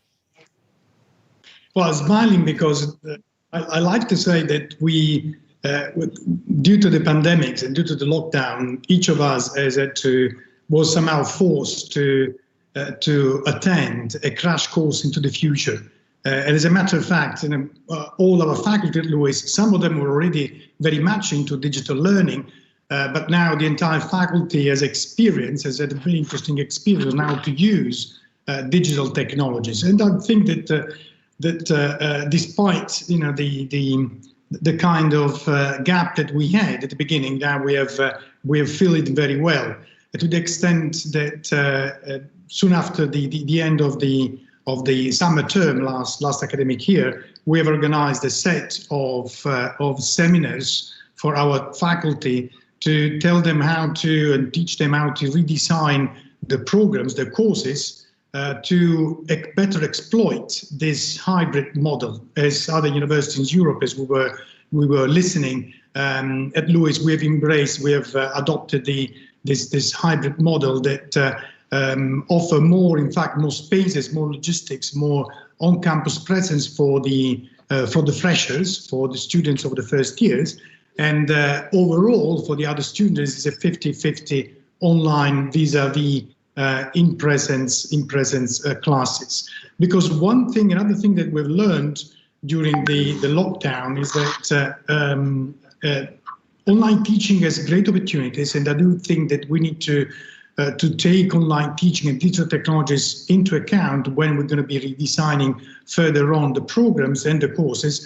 But we shouldn't forget that learning is a social process, and in fact, it's also a socializing process. So we do need to have in-presence lecture, in-presence interaction, in order to make sure that learning does take place and can be augmented by digital technologies. So cannot be substituted for it, but can be augmented by digital technologies. Santiago, AI has been a pioneer in online teaching. It has been there for 20 years. Where do you see the next wave of innovation in higher education and in higher education in general? Well, if I can link, your question with the need of having our faculties adapted to this new environment, because many of the consequences of the COVID are here to stay in terms of how technology has become much more embedded in the learning process. So I guess that the major contribution of technology in the future will be the personalization of learning. Technology provides the opportunity to identify and potentiate all the skills from participants, from students. And if we prepare our professors, our faculty, in order to orchestrate this process in the best possible way, we can actually enhance the whole learning process. So this is actually what we are seeing now at IE University. Of course, it's very challenging because running hybrid formats demand from professors that they manage the platform and at the same time have an eye on those students who are attending in presence, but also take care of those who are attending on remote, and at the same time manage, the blackboard, the digital blackboard. So it's quite stressful. Already teaching, is stressful. If you add all those elements, it can be actually a very demanding task. So what is vital is that we actually train our faculty so that they can not just cope with the new challenges, but can make from these lots of opportunities the best possible learning experience for participants. I guess that the major contribution of all this is the personalization of the learning process. Let me turn the same question to Martin, please. What is your experience with the faculty? How have they reacted? And where do you see the next wave of innovation in higher education? Yeah, well, I think we were all impressed, of course. We are a problem-based learning university. I would say we are very versed to deal with problems. We have adapted very fast, and we also had teams of more experienced users that taught the others. So that was not the issue. The thing that concerns us, and this has also been addressed by Santiago, the pressure, the additional work pressure that this online teaching can cause. So we have really to invest in additional help, new technology, faster internet connections, also emotional support. And then another point, a lot of our faculty is in home office, provide equipment for them that they can use in home to make the home office as efficient than they are on faculty. The future, in my view, is that we have to develop this virtual aspect even more and also add new technology. And then we can easily ask our students who are in a generation that's extremely creative. So we have experimented with new virtual formats, such as in the teaching process, such as hackathons to address certain issues that the students really love to do, or also gaming strategies to integrate in the process. What we have to do is move away from the idea of digital or virtual education in the sense we are doing it now, sitting across each other on a flat screen, to really find the creativity that a lot of these young people have and integrate it into the virtual aspect of our hybrid education system of the future. Let me be a bit of a devil advocate here. Talking about Europe, where do you see the competition? Especially considering that we are completely reliant on technology companies and technology corporations. The European Union is trying to fill the gap with not having technological champions, which are necessary to develop all these factors in higher education. Where do you see the competition in technology? In other countries? Is it in Asia? Is it in the United States still? Can we really be up to the level of the moment, of not now, of the future that is coming to us? Who wants to go first? Maybe Andrea, please. Well, there's as we're saying, a kind of political question here. I don't think that Europe does have the potential to cope with the competition in higher education, but in general across industry, to sort of give a kind of more academic answer to the question. I would say that it depends very much on us. It depends very much on how we're going to be allocating the funds that the European Union is allocating to the different countries, and then it's down to the countries to make sure that investments are being made in infrastructure overall, but also digital infrastructure and human infrastructure. So again, higher education here, of course, I do underline all my bias. Human capital education is fundamental for the future of Europe. If we want, again, to exploit all our potential to be at the forefront of technology, industry in general, and higher education. Precisely, because it's not only infrastructure or technology, it's also the skills, the skills that people will need to face that future. Edeltraud, what is your view on this? Well, I agree to Andrea that it depends a little bit on the political situation in Europe and the willingness to invest further into higher education.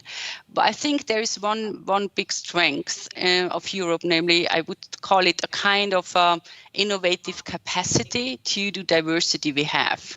So given this European complex, which is, historically seen very much oriented towards enlightenment and those values, I think there is a real strength we could put forward, and we could try to figure some, to elaborate some niches and to come up with a very strong innovation network among different stakeholders, and to build up an innovation ecosystem, a European ecosystem. And there, of course, we could try to have good partners, different stakeholders, and so on and so on. Of course, we are in a global competition. So it's not, it would be naive to say, well, we can think about, a very local situation. We are competing all the time. We always have been competing with the rest of the world. But nevertheless, I think there is a chance of a specific European model of higher education, and of a value-driven society of solidarity based on education, and I would call this an informed participation or democratic systems. So yes, I think we are competing, but there is a very good opportunity to come up with a European model of higher education and a self-understanding of what it means to be part of an innovative ecosystem. Martin, what would be for you that definition for a European model of higher education?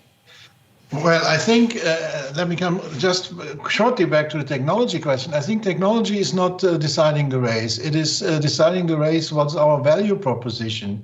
And indeed, and I say the modern university is an European invention. So I think we should build the future on our tradition, number one.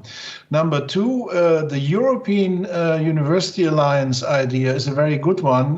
We need indeed, we all come from countries relatively small, somewhat bigger. If you put us on the map next to China or the US or even Canada, we are all small. But if we can pull this together, if we come with a strong value proposition of a European landscape, then I think we're going to be very competitive. It's more easily said than done. What we have to do in this context is overcome some of the still existing inequalities in the European higher education area. New member states, traditional universities, young universities, as the university that I am chairing, need to come together to do this. If we are smart to pull our resources together, then we have a real chance to have a very unique proposal that is different from countries where free speech has less valued than here, that is different from countries where you are under extreme pressure or get easily rejected to get a visa, like we see now in some of our traditional partners in the US, then we can be very strong in this competition. Santiago? No, following on the previous comments, if I look at how the response from European universities has been in face of this crisis, the pandemics, I guess that overall it has been much more proactive and quick than the reaction on the side of American universities, which in many cases they just entered into a state of shock. I guess that our universities have been more prompt, quick. We have opened the campuses, we have installed the necessary health protocols, we have been in contact with the different stakeholders. So in my impression, I guess that we are probably closer to our students, to our customers, and to the rest of the stakeholders. But following on Sabine's comments, I guess that Europe provides a much more diverse environment, which can be attractive to many international students. Competition is becoming more multipolar, like happens in many other sectors of social activity. And we will see in the future, of course, many new Chinese large universities competing to attract talent. We saw in the past English-speaking countries from, of course, the US, UK, and Australia. But we will also see emerging countries also fighting for their own stake in the market. So the way we can actually provide an attractive offer for international applicants is by enhancing what is the best of Europe, our diversity, our history and traditions, the way we combine the humanities with this professional orientation of our degrees, and of course, many other things, our closeness to stakeholders, for example. So I guess that European universities have a very good opportunity to seize whatever happens after this COVID. Thank you. We are reaching the end of our panel, but I wanted to introduce a controversy recently launched by Scott Galloway. He states that, or he thinks that there will be partnerships between higher education, very, very elite institutions like MIT and the like, and the big tech companies, and that will lead to a group and a very limited sort of institutions addressed to a very small elite, and the rest will be virtual and will be just left aside. And I wanted to ask you, what do you think about this? Because yes, we are seeing these partnerships between the technological companies and the universities, but is the future that dystopic? Martin, I see you nodding. What do you think? Yeah, I mean, this is very interesting. I think and I would maybe some people do that, and maybe there's going to be a group. But I think looking back at our European tradition, our strengths and our future must be that we are non-elitist. You know, the program of our alliance is we want to be excellent, we want to be not elitist, we want to be inclusive. If I look at the societal uproar that's seen in many countries, in France with the Yellow Jackets, in the US, in others, it's always about inequality. It's always about being the elite. I think that university need to reach out to society more than we have done, and we do this in Europe better than in many other countries. So, of course, there may be some MIT working together with some tech guys, fine, and they maybe cater to some elite group or so-called elite group of students, but this is not going to resolve the global problems that we have to face.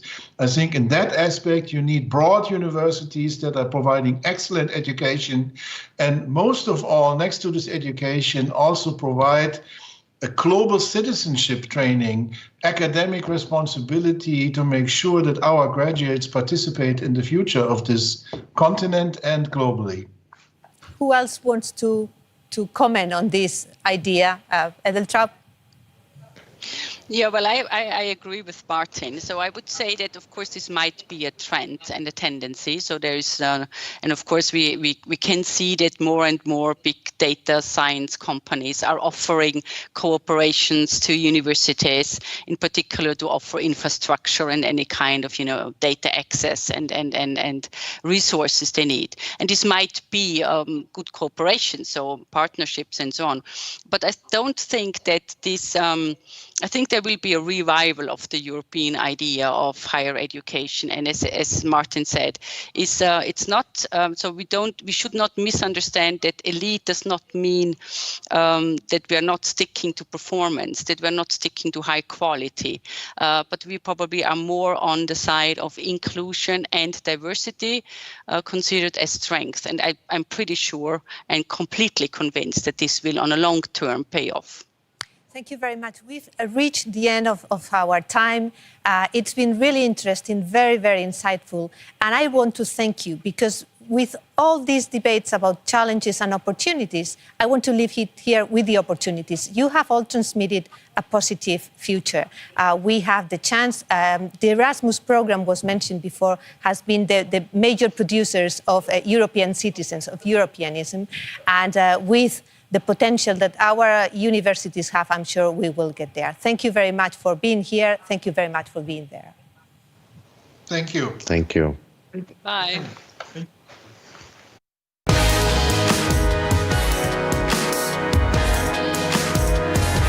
Are you familiar with the concept of data mining? And what about metacognition? Hard application for Android, maybe? No?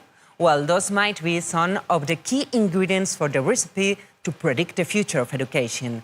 Seriously, I guarantee that this has nothing to do with crystal balls, but with pure data. If you want to know more about it, then Ryan Baker is your man. He teaches in the Higher Education School at the University of Pennsylvania, and he is the director of the Penn Center for Learning Analytics, as well as the founder of the International Education Data Mining Society.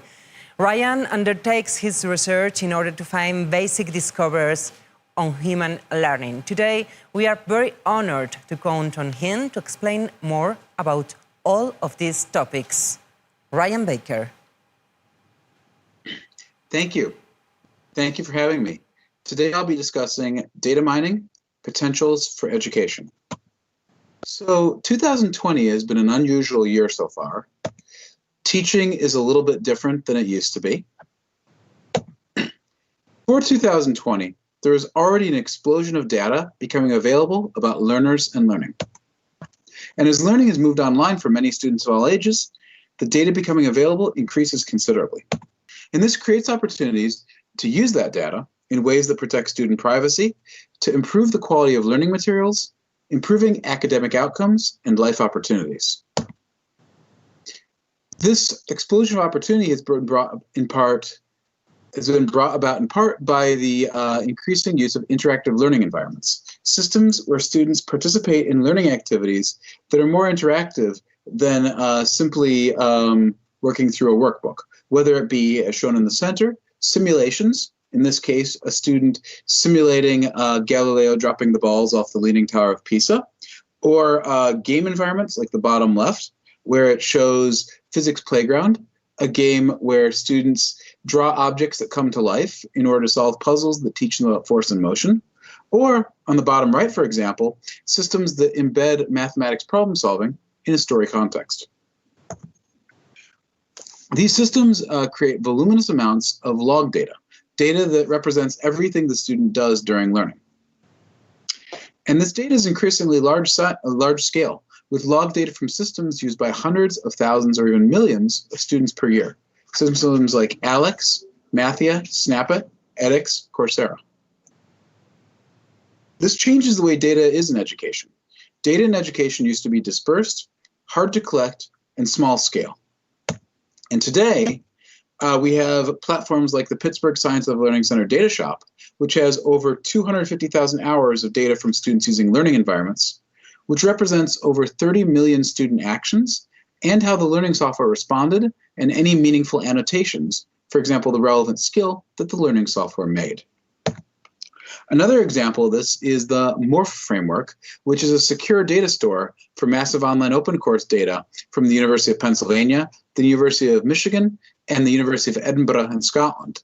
And Morph allows researchers to conduct analysis on full data without directly accessing the data. So the researcher can use the data, but they can't actually see it, which predicts student privacy. And this has been used for purposes like replicating, or in some cases failing to replicate, research to predict which students will quit a MOOC while they're taking it. The outpouring of this kind of data has led to the development of two scientific societies, the International Educational Data Mining Society and the Society for Learning Analytics Research, which focus on measuring, analyzing, and reporting this kind of data.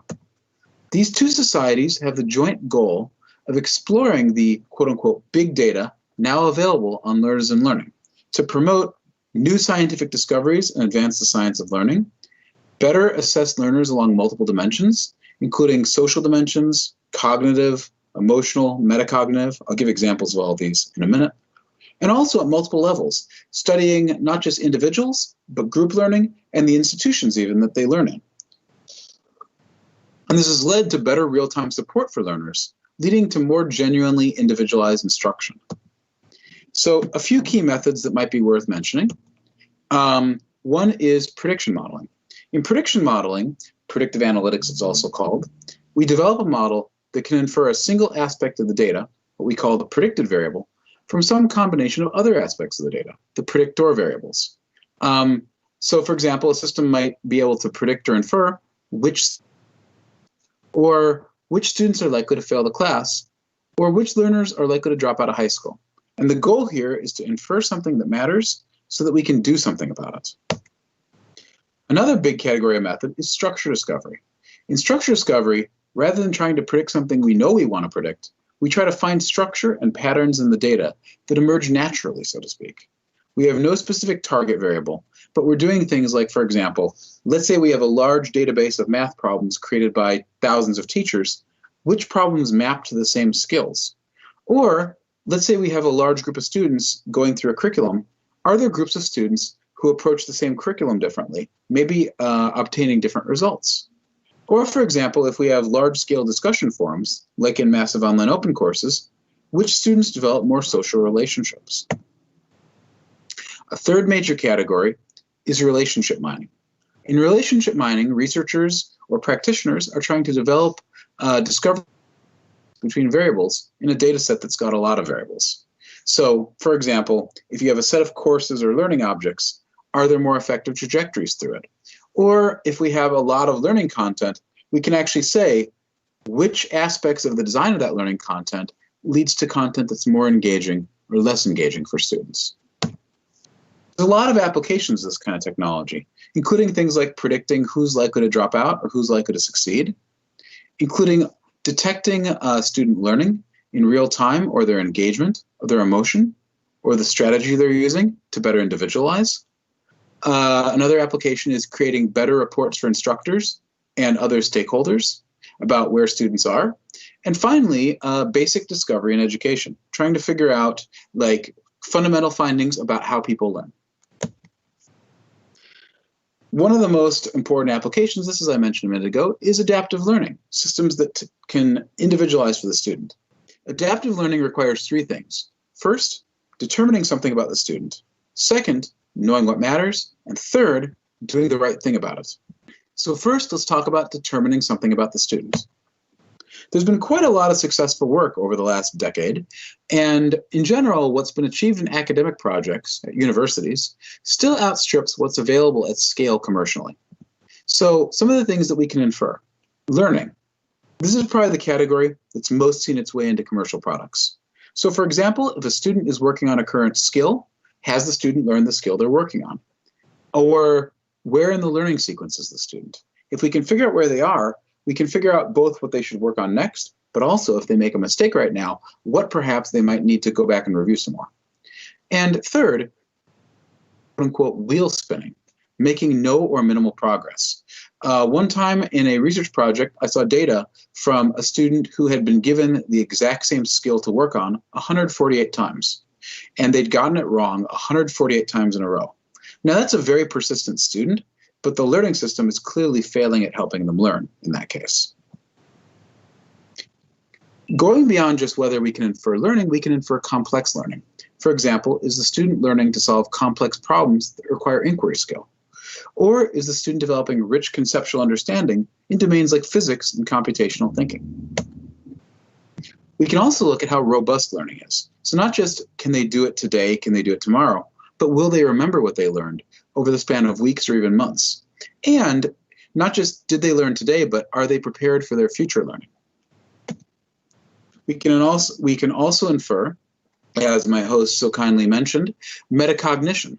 So things like how confident is the student? And does the student know to ask for help when they need it? And at the same time, is the student persisting in the face of challenge? So a minute ago, I mentioned that we want to be able to detect if a student's making no progress, but we also don't want to create students who give up at the first sign of challenge. We want to develop students who are gritty and who persist when they can make progress. We can also infer disengaged behaviors in learning systems, things like gaming the system, where a student tries to get through without learning, or carelessness, where a student already pretty much knows the answer, but they think it's easier than it is, and so they work carelessly and make mistakes that they don't need to make. Affect, emotion, and context. Learning systems increasingly can detect if a student is bored, or frustrated, or confused, or in a state of just engaged concentration, also called flow, where they become so engaged that everything else drops away. Like I'm sure that everybody watching this talk is experiencing right now, and if you're not, don't tell me. Curiosity, excitement, interest, joy. We can tell all these things, and we don't need physical sensors. It's now feasible to infer these constructs solely from student interaction with the learning system. Although using sensors where feasible, something like a camera or a microphone or even a galvanic skin response bracelet, it can increase model quality where it's available, but we don't need it. So how are these models developed? The process involves first getting some indicator of quote-unquote ground truth. For example, existing data on which students drop out or quit or fail the course. We could take tests of the robustness of learning or retention. This is actually embedded into some learning systems like Duolingo, which will test to see if you remember it later.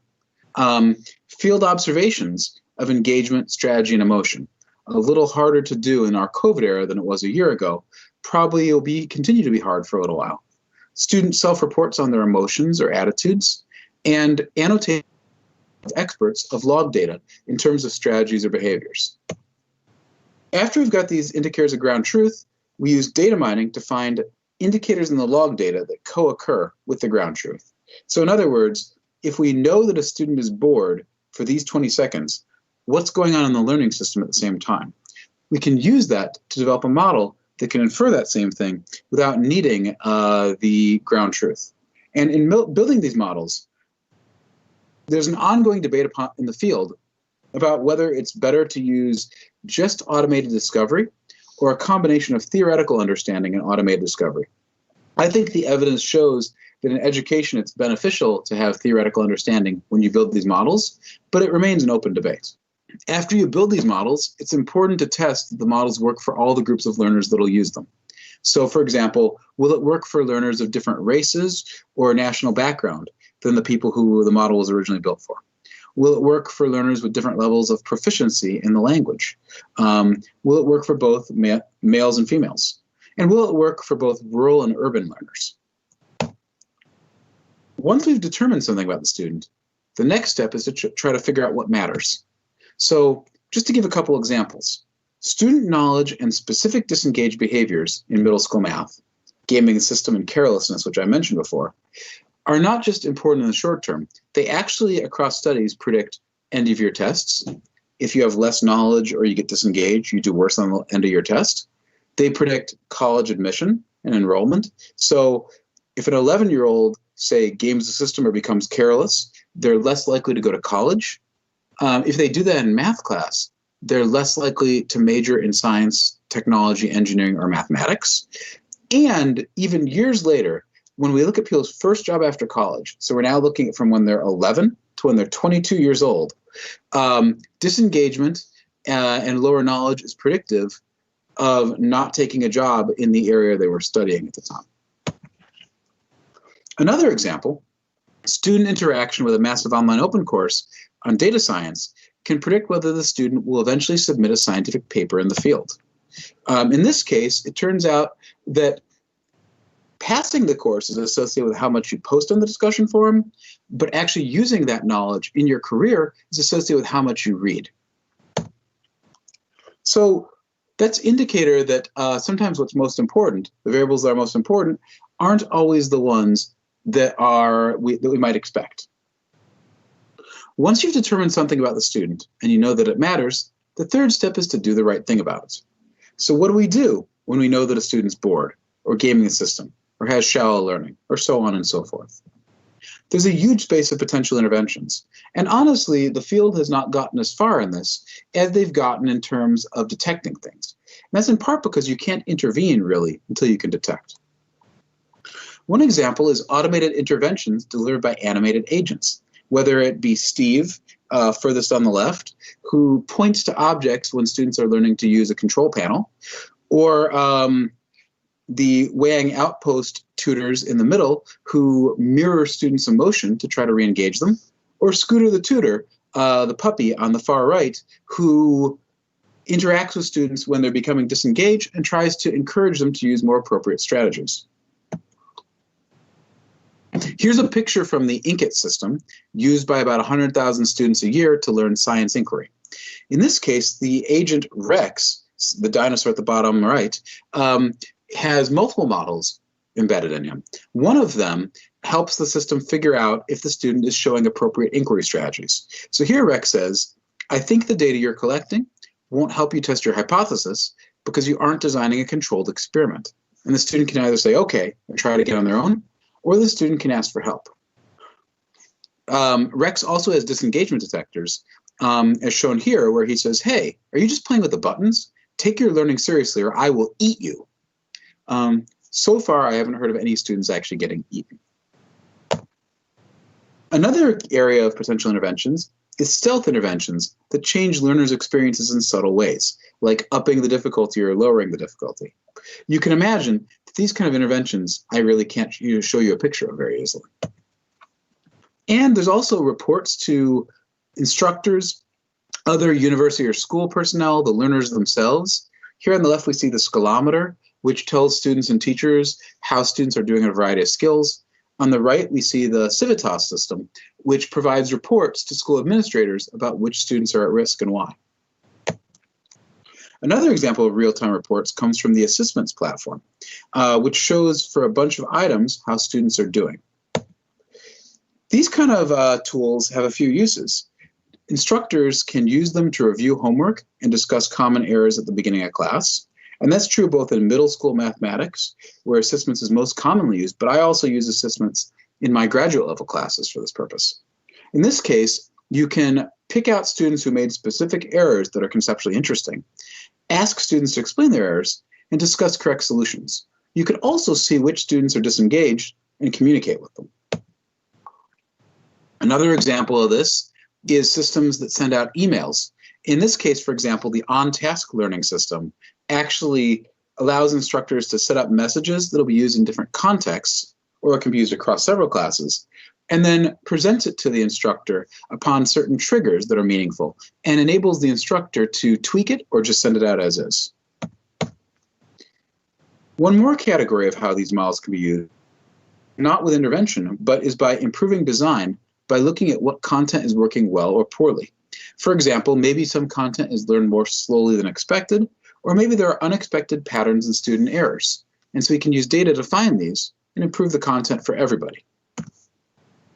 So there's a huge space of potential interventions, and each of these contains multitudes of possibilities. It's still an open area for the field, and it's an area of considerable ongoing research for my lab. So the big idea here is that thanks to the big data now becoming available on student learning and modern data mining methods, we can make inferences about students in real time that are predictive of long-term outcomes.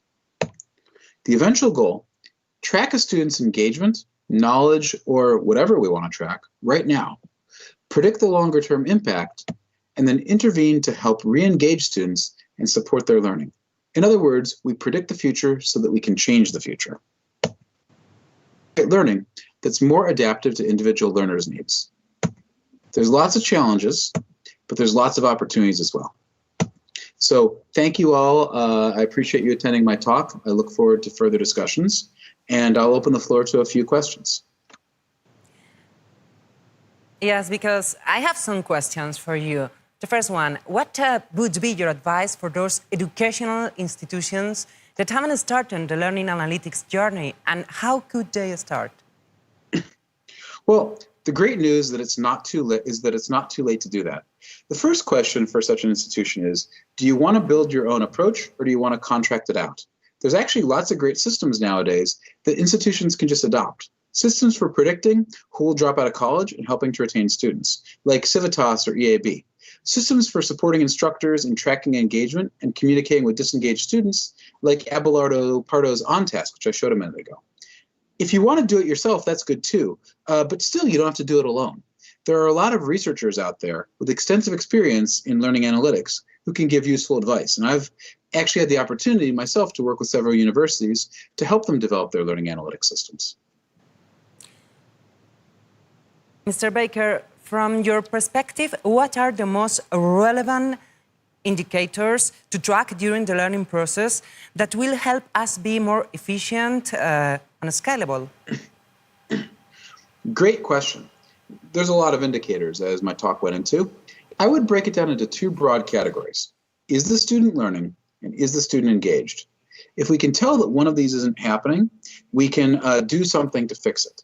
Making it efficient and scalable, you want to start with relatively simple versions of these indicators. But don't stop there. Refine as you go, improve the measures over time. Figure out where the biggest pain points are for students and instructors.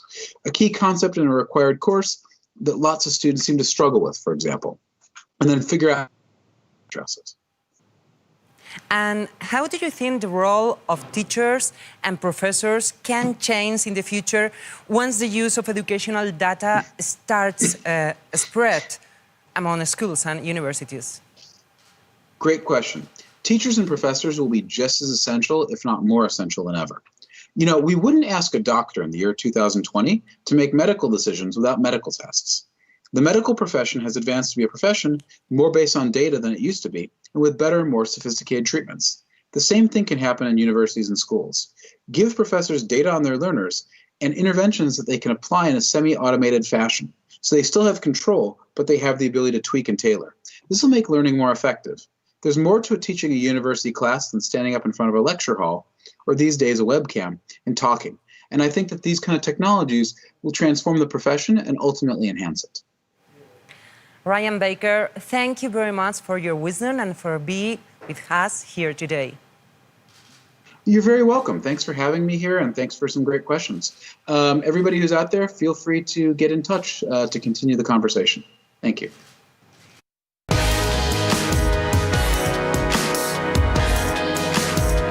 As Ryan Baker just perfectly explained, computer science has come to stay. And this has nothing to do with the Matrix movie. Actually, programming has gained more and more advocates over the years.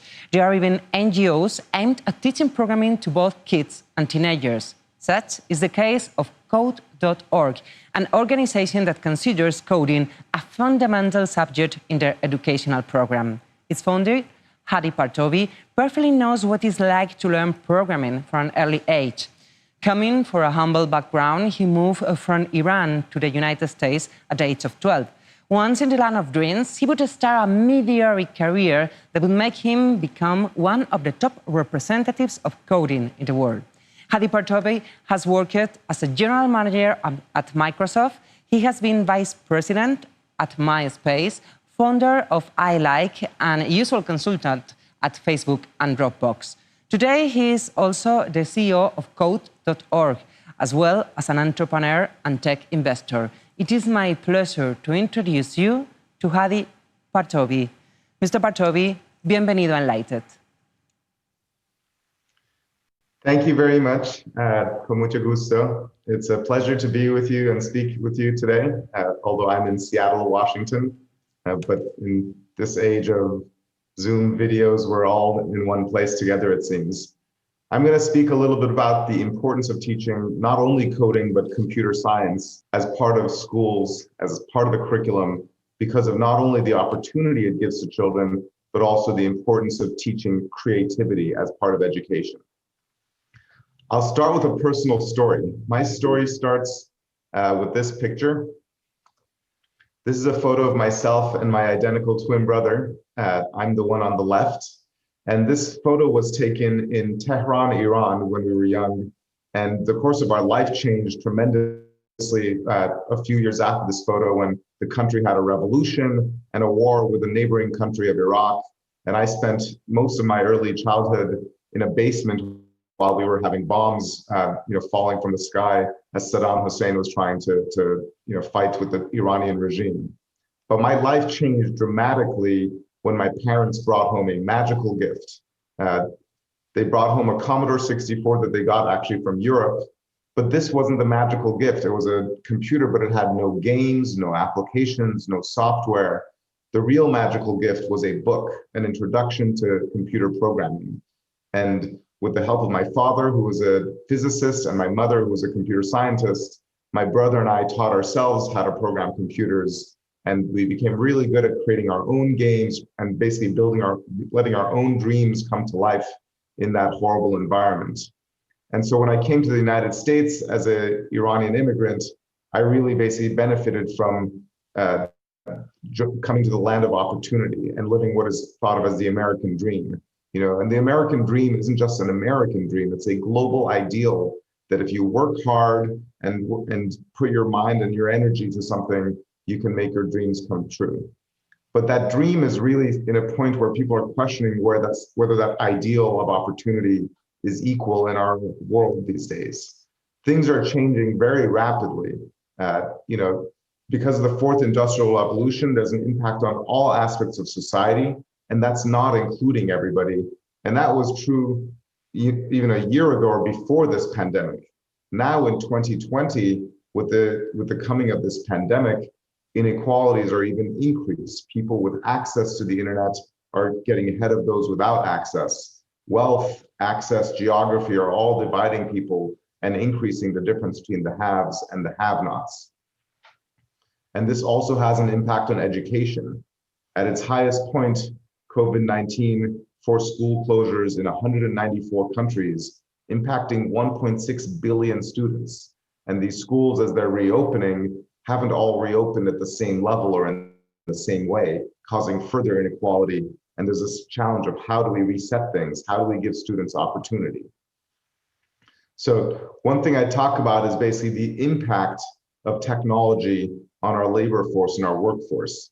Regardless of the pandemic, if you look at what technology is doing in our world, if you start with today's workers, projections show that increased automation, robots, machine learning are gradually replacing today's work, so that by the year 2040, roughly half of all work that we do today is going to be done by software, by technology, by robots.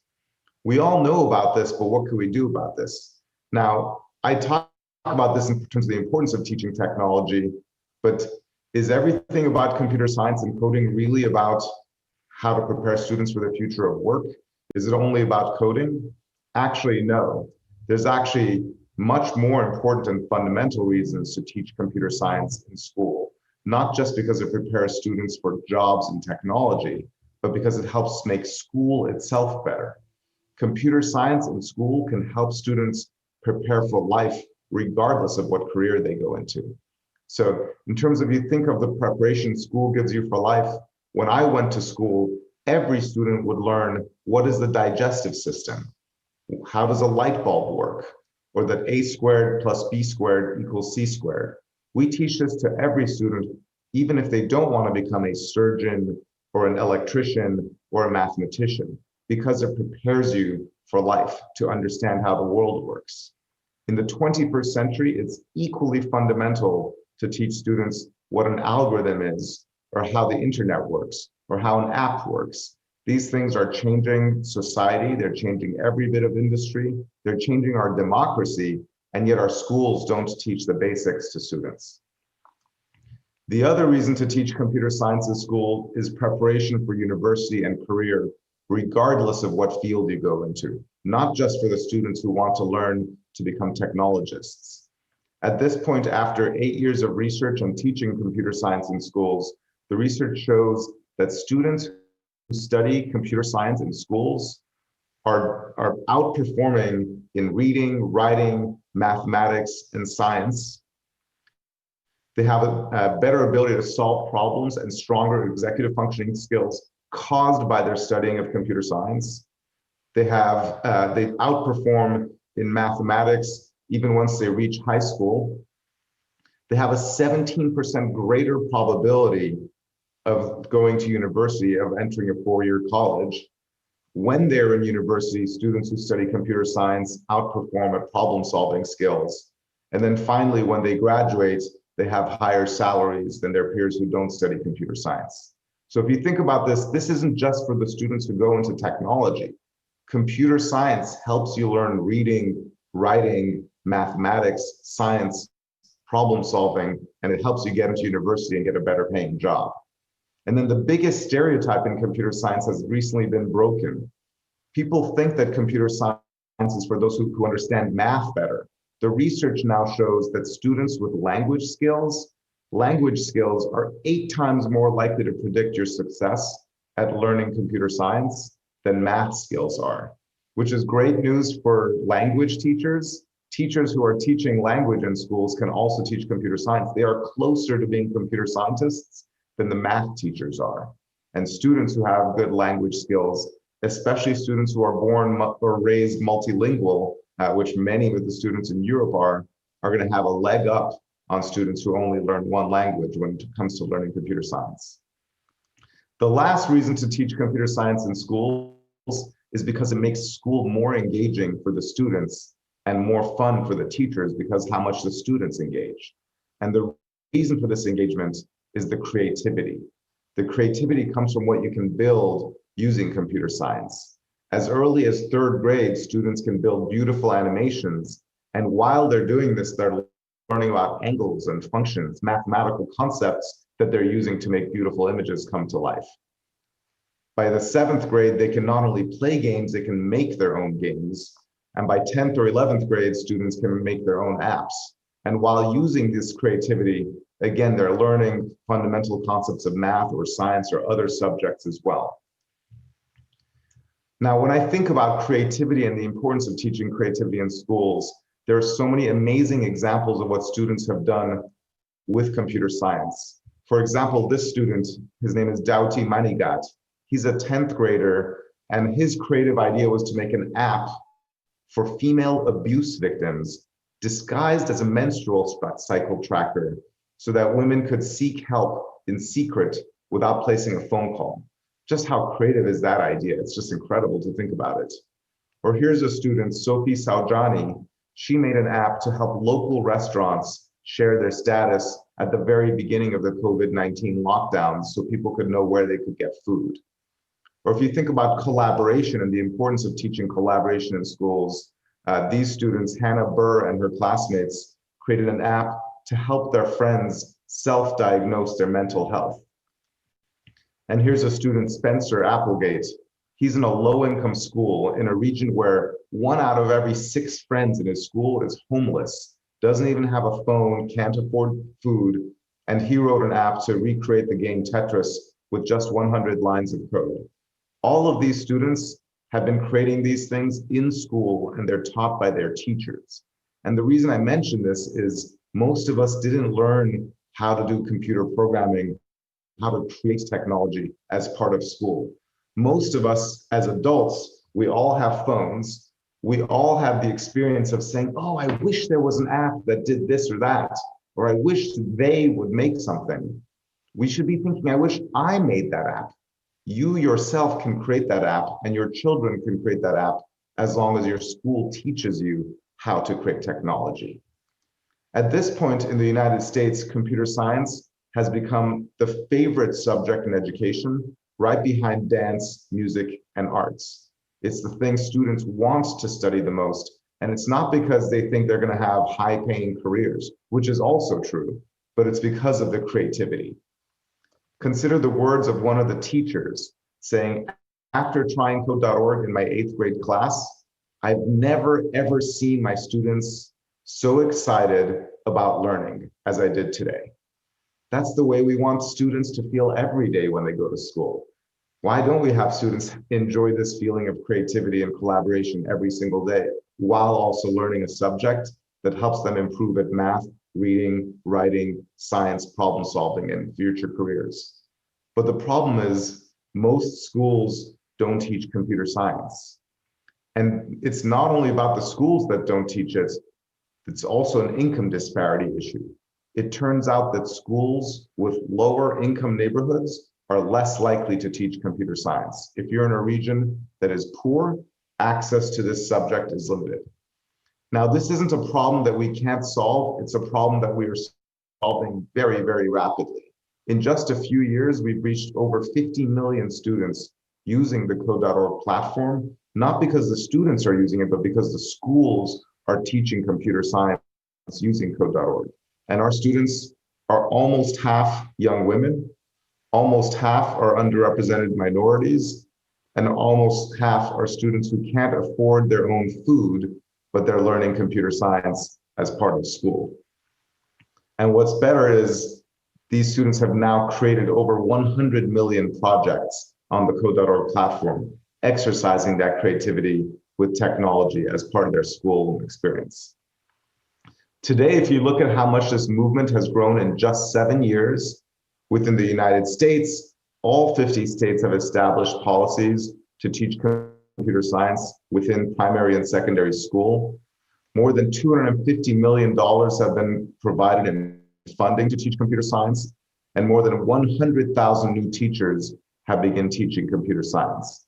But this isn't limited to the United States. This is a movement that is global.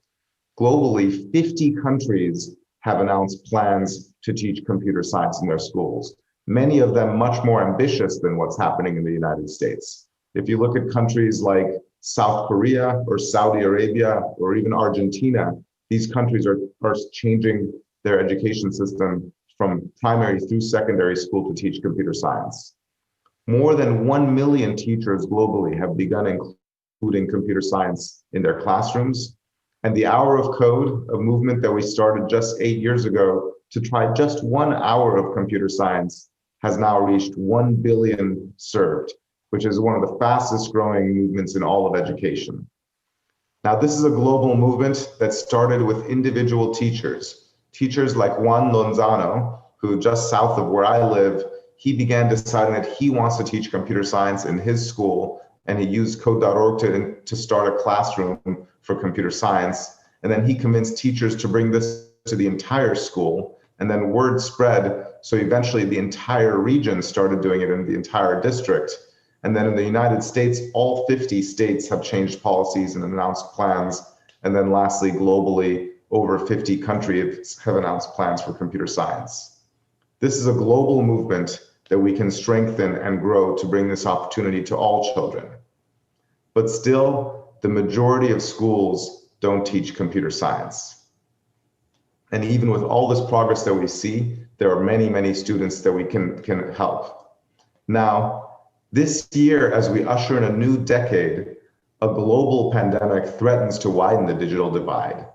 We all know that this school year is difficult for education.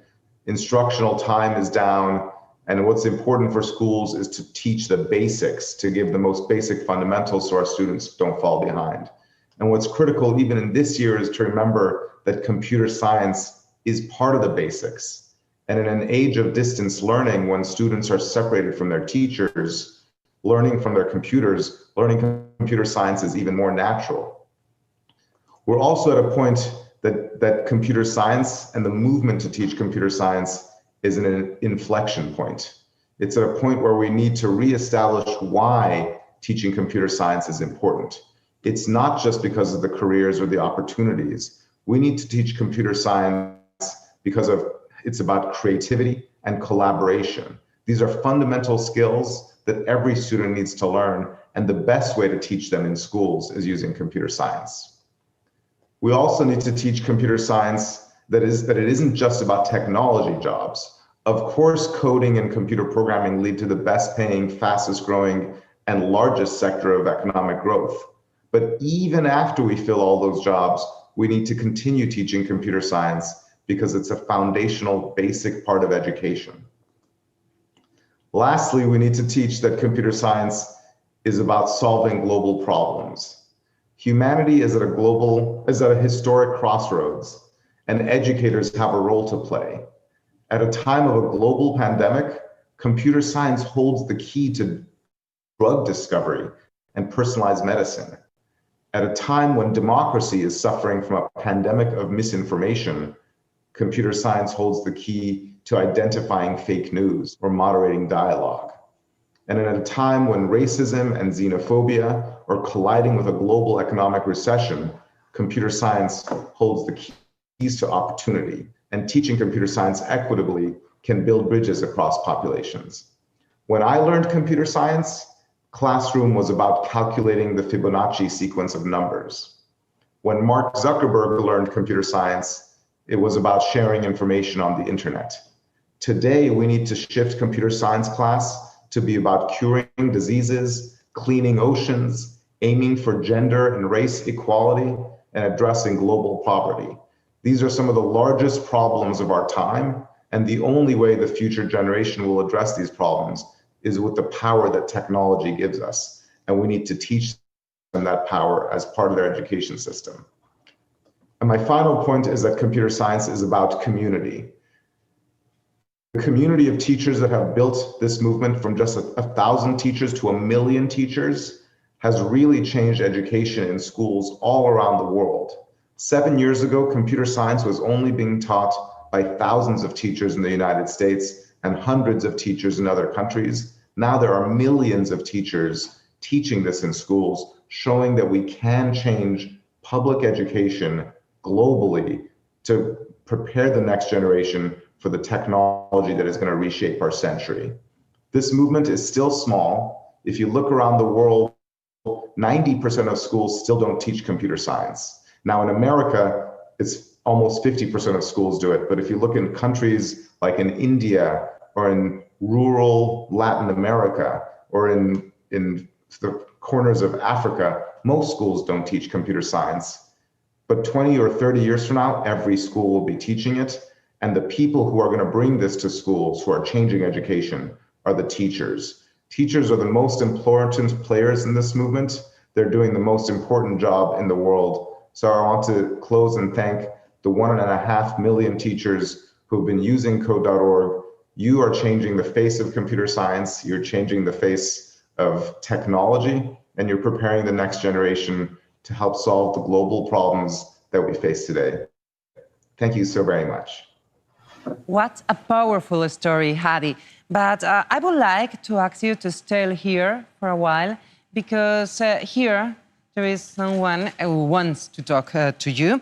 She's someone really interested in educational processes and systems. Please welcome Ainara Zubillaga, Director, Education and Trainer of Foundation Cotec. Ainara, you have some questions for Hadi Partovi. Thank you, Marta. And thank you, Mr. Partovi. It's a pleasure for me to have the opportunity to share this time and to have the opportunity to ask you some questions with one of the most important voices related with technology and education. In your presentation, you show that computer science is one of the favorite children's subjects with art, dance, and music. And this is very interesting because this is how to confluence two disciplines that in principle it seems completely different. I mean, the digital dimension and the artistic dimension. So how do you think we can combine them? I mean, we are talking about maths, engineer, and science, of course, but we are talking also about arts now. So how can we combine all these disciplines in order to promote and to improve the educational process? That's a wonderful question. And by the way, one thing I didn't say is that the next favorite subject after art and dance and music and computer science is creative writing. And it's because students enjoy creativity. Everybody enjoys creativity. If I told you, I want you to memorize 10 things or I want you to draw a picture, of course you'd rather draw a picture. And how do we now teach these things with computer science? That's actually an easy problem. And it's part of why code.org has become so popular in schools, is because the challenges we teach in computer science using our curriculum combines art or music or even dance. My favorite example is we have an activity called the code.org dance party. And what it is students can use coding to choreograph a dance. They can choose the dance moves, how to put the dance moves together, timing it to the music, controlling the dancers with their keyboards. And so you're making a dancing game. You can make a multiplayer dancing game to play with your friends, and you code it yourself. You choose your song from your favorite music. And so for students, that's bringing music and dance and creativity in a game all in the classroom, and they're also learning coding skills as part of creating that. Now that's something we do, but there's other, there's a platform built by a professor in the UK called Sonic Pi that is teaching students to create music using code. So they're becoming actually DJs, but instead of spinning discs, they're writing code to generate new sounds that have never been heard before. So everything that's happening in the world of creativity and entertainment, when you look at the actual world of industry, is using technology. All of today's movies are using computers for digital effects, and students themselves are very comfortable with this. If you go to any 13-year-old kid, if they've had enough time on a phone, they know more about video editing and all sorts of things than most adults do. And that's why we should teach them computer science as well, because they learn it very quickly.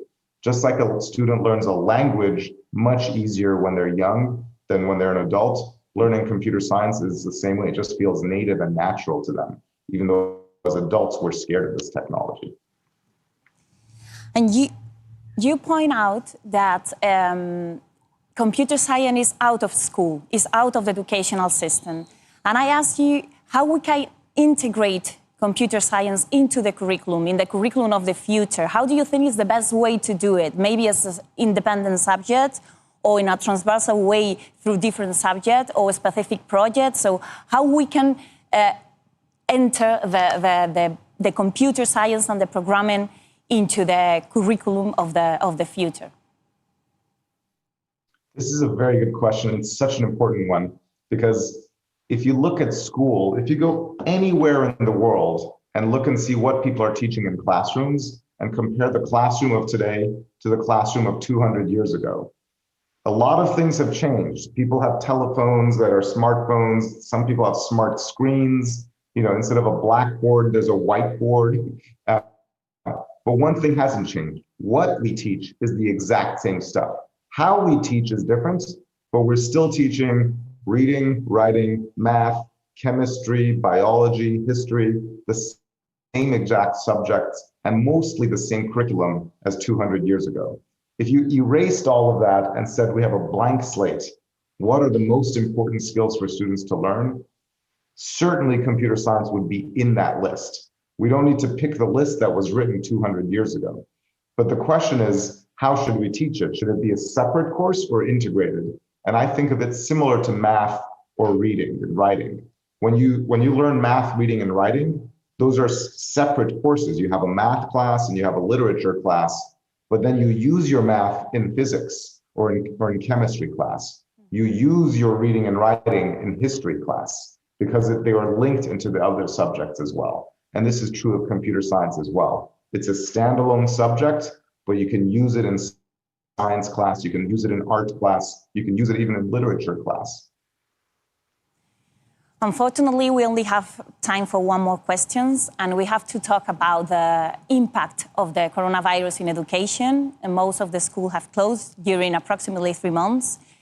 And in this scenario, what do you think is the role of the computer science in this post-COVID educational scenario? Well, obviously, this pandemic has been devastating for everybody, but especially for education and especially for the students who haven't had devices or internet at their homes. And one of the worst, saddest parts of the pandemic is that it's increased the digital divide because families with easy internet access have stayed connected in communication, and also the students have been learning in a way that students haven't been. The one good news coming from this pandemic is teachers globally are learning technology skills at a pace they haven't before. You know, a year ago, teachers in the world didn't all know how to use Zoom or video conferencing. Some of them knew how to do it. Now, almost every teacher in most developed countries is learning all these technical skills to manage a digital classroom. And the students themselves, they're learning it very quickly as well.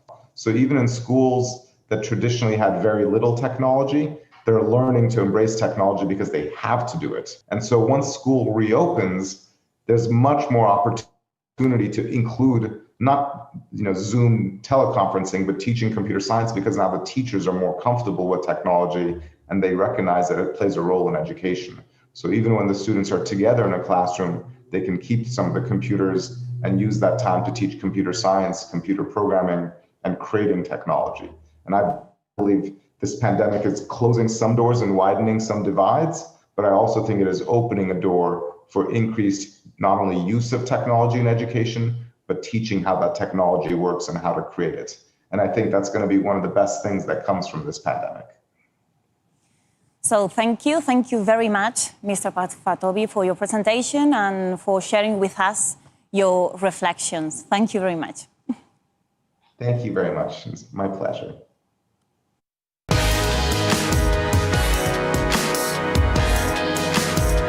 Thank you once again for joining us, Harry. It's been a pleasure. Ainara, please stay on set. You are not done with us yet. We have already talked about universities, online training, data mining, coding, disruptions, and many other things. But we have barely mentioned vocational training. Some studies conclude that a very high percentage of companies have issues to cover their offered positions. The reason? They cannot find profiles who match their needs. And this is certainly not because of the lack of candidates, but because they don't check every requirement needed for the job. This is known as the gap between education and employment. Quite a paradox, don't you think? How could we explain such a gap? If you want to know how, pay close attention to the upcoming panel. Ainara, the set is yours. Thank you. Welcome to the panel, Reimagine Technical and Vocational Education and Training to Solve for Employment and Inclusion. First of all, let me introduce the three speakers. For me, it's a pleasure to introduce Dr. Ramona Morchet, is the CEO and founder of Generation, a McKinsey initiative focused on close the gap between youth and unemployment. Olivier Cruzet is the head of pedagogy of School 42, a very special school without teachers and where all the students work as a team to face all different challenges. And Ricardo Pineda Vila, the CEO and founder of Banza, an educational company who help to training competences for the future of work. Welcome, three of you, Mona, Oliver, and Ricardo. Welcome to the panel. Thank you. Thank you. Thank you.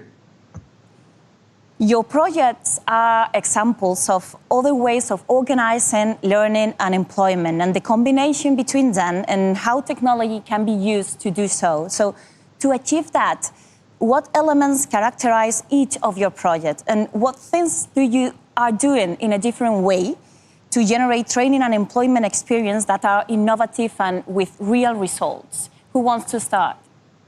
Mona, for example? Happy to.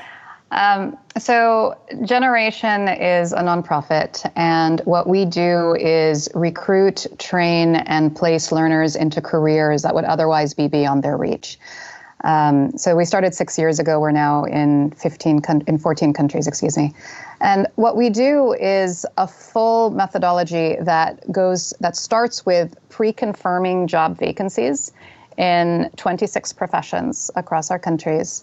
We then have boot camps that are 4 to 12 weeks long, and it varies by the profession.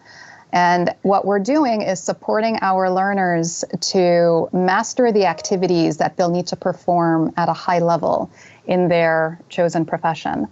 In parallel, we offer social support services. And then once our learners have completed the program, they then interview with our employer partners, and then we continue to support them and to track their progress once they're on the job. And so what we found is that to support those learners that face the most challenge, it is critical to be able to deliver these 7 components together so that we can ensure their success. Thank you. Olivier? Well, about 42, it's a school that have been created 7 years ago in Paris, France, and now it's 32 campuses all around the world. And the main 2 big differences that you can find in this ICT training in higher education. At first, it's a very unusual selection process. We want to detect ICT talent regardless the school background and regardless the educational background. So it means that the school is completely free for the students, and also there is no degree requirement to apply to 42. And during the selection process, we do have a special 4 weeks long immersion, just like a boot camp that is called La Piscine, it's a French word for swimming pool. And during these 4 weeks, the students are discovering our second very special point. It's our pedagogical model. In 42, as you already mentioned, there is no teacher, there is no lecture, there is no MOOC, and our students are facing software development challenges. They need to look for information, to filter this information, because online it's very easy to find a lot of obsolete or irrelevant or false information regarding ICT and regarding coding.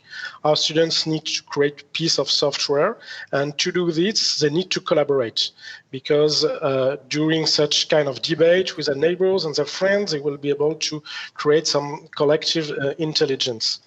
All our curriculum is completely gamified, and our students progress at their own pace, on their own path. So it's something that is very unusual regarding the classic academia training that you can find in university or in engineering schools in France. And Ricardo, what do you think is the most characteristic element of your project, BANSA? Well, Ainara, first of all, thank you so much for this invitation. I hope I can learn a lot from Mona and Olivier. So let me tell you about BANSA. BANSA is a corporate training company focused on blended and virtual training for the future of work. And more than that, we are focused on increasing the productivity of different companies in Latin America, and also improving people's life through education. What we do is pretty simple. We have 2 different services: create and learn.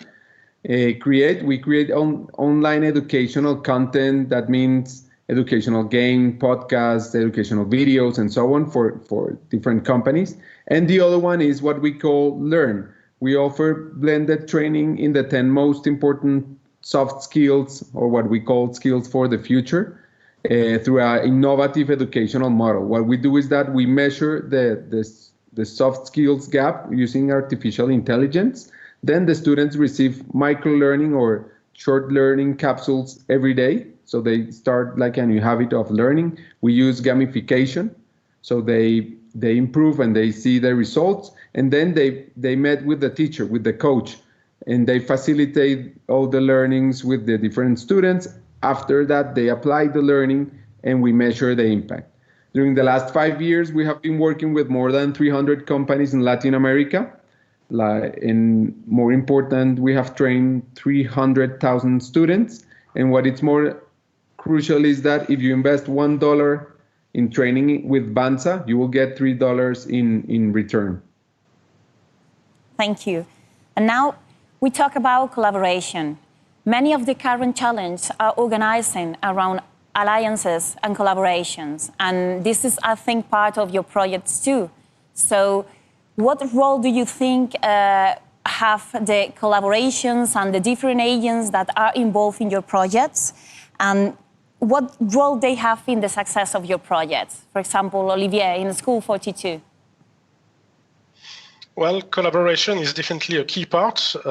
First, in our pedagogical model, inside the school, inside our community, between our own students. As if they don't collaborate, if they do not start projects with a team, if they do not ask questions outside their own team, they will be completely lost and they won't be able to progress inside the curriculum. But of course, we want our students to learn how to collaborate with companies, to learn how to collaborate with students from other kind of schools. We do have a lot of hackathon conferences and meetup where our students can definitely exchange, debate, and work actively on different topics. And we also mix our students with students from business school, for example. We are doing this in Paris with HEC, the most famous French business school, but also with art and design school. This will bring to our students team that they will meet during their job and during their career. They will have to work with such kind of profiles during their career. So definitely collaboration is something that is very, very important for our students. And we try to recreate many kind of situations that they will face during their whole career. Ricardo, and how do you manage the collaboration dimension in Banza? Well, I think partnerships and alliances are crucial. But let me tell you, how big is the problem in Latin America, so you understand how important are alliances. Half of the companies complain that they don't have the required skills to be more productive. And if you pick 10 students at the age of 4, based on the dropout rates, only one of them will end college. And the third fact is that the training budget, which is really low in Latin America, like 1% of their total budget, is spent 75% on directors and C-level, and only 25% on blue-collar workers, who are the ones who have the biggest skills gap. So partnership for us, what we've been doing is we partner with the Association of Human Resources, so we can improve the corporate training and raise awareness of how important it is to train blue-collar workers. And second, we partner with the most important NGO in Colombia, which is Fundación Corona, that is focused on education for work, to understand why people stay more time in their job. And we found out really interesting things that we are sharing, so people start improving the skills for the base of the pyramid in Latin America. So we need to solve this vicious cycle of low income, low productivity, and low education in Latin America through important partnerships. Mona, what's the role of the alliances in generation? So when we designed Generation, it was very much from the spirit of how do we embed our methodology inside institutions that already exist in the education to employment system.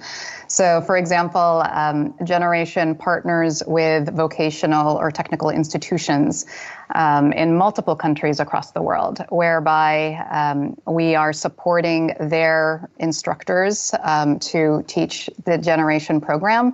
We also partner with nonprofits to work with us to provide the appropriate mentorship to our learners.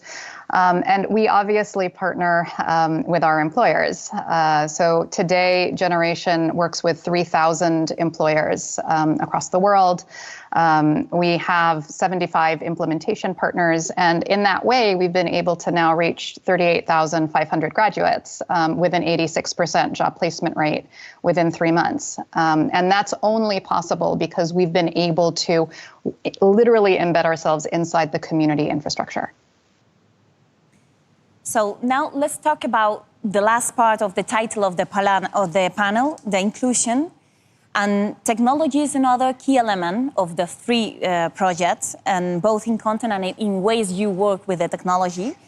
But this crisis, the pandemic, shows especially the limitation of the technologies and makes more visible than ever the digital divide, for example. So how do you manage in your project this project with high technical component, but how you oriented the technology in order to put in service to the inclusion? How do you avoid the digital divide in your project, and how can you include the technology, but in order to include other people and maybe some groups of minorities?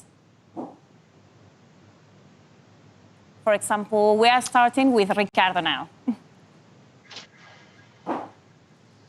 Well, the future of education, in my opinion, is the combination of the best element of online and offline education. I don't think we're going to focus only on online learning, because for us, the teacher plays a key role. So what we've been doing with the technology is how can we expand the impact, and also how can we improve the teacher experience and the students' results. So we do 4 things. Make learning fun and easy. We combine different methodologies to make learning fun, and also our technology works really effective in mobile devices, which is crucial for LATAM workers. Another thing is that education for the future of work should focus more on activation instead of motivation. One of the disadvantages of our modern brain and the ability to imagine things is that we often spend more time thinking about action than taking action. So technology help us to achieve this, so people can implement all the learnings.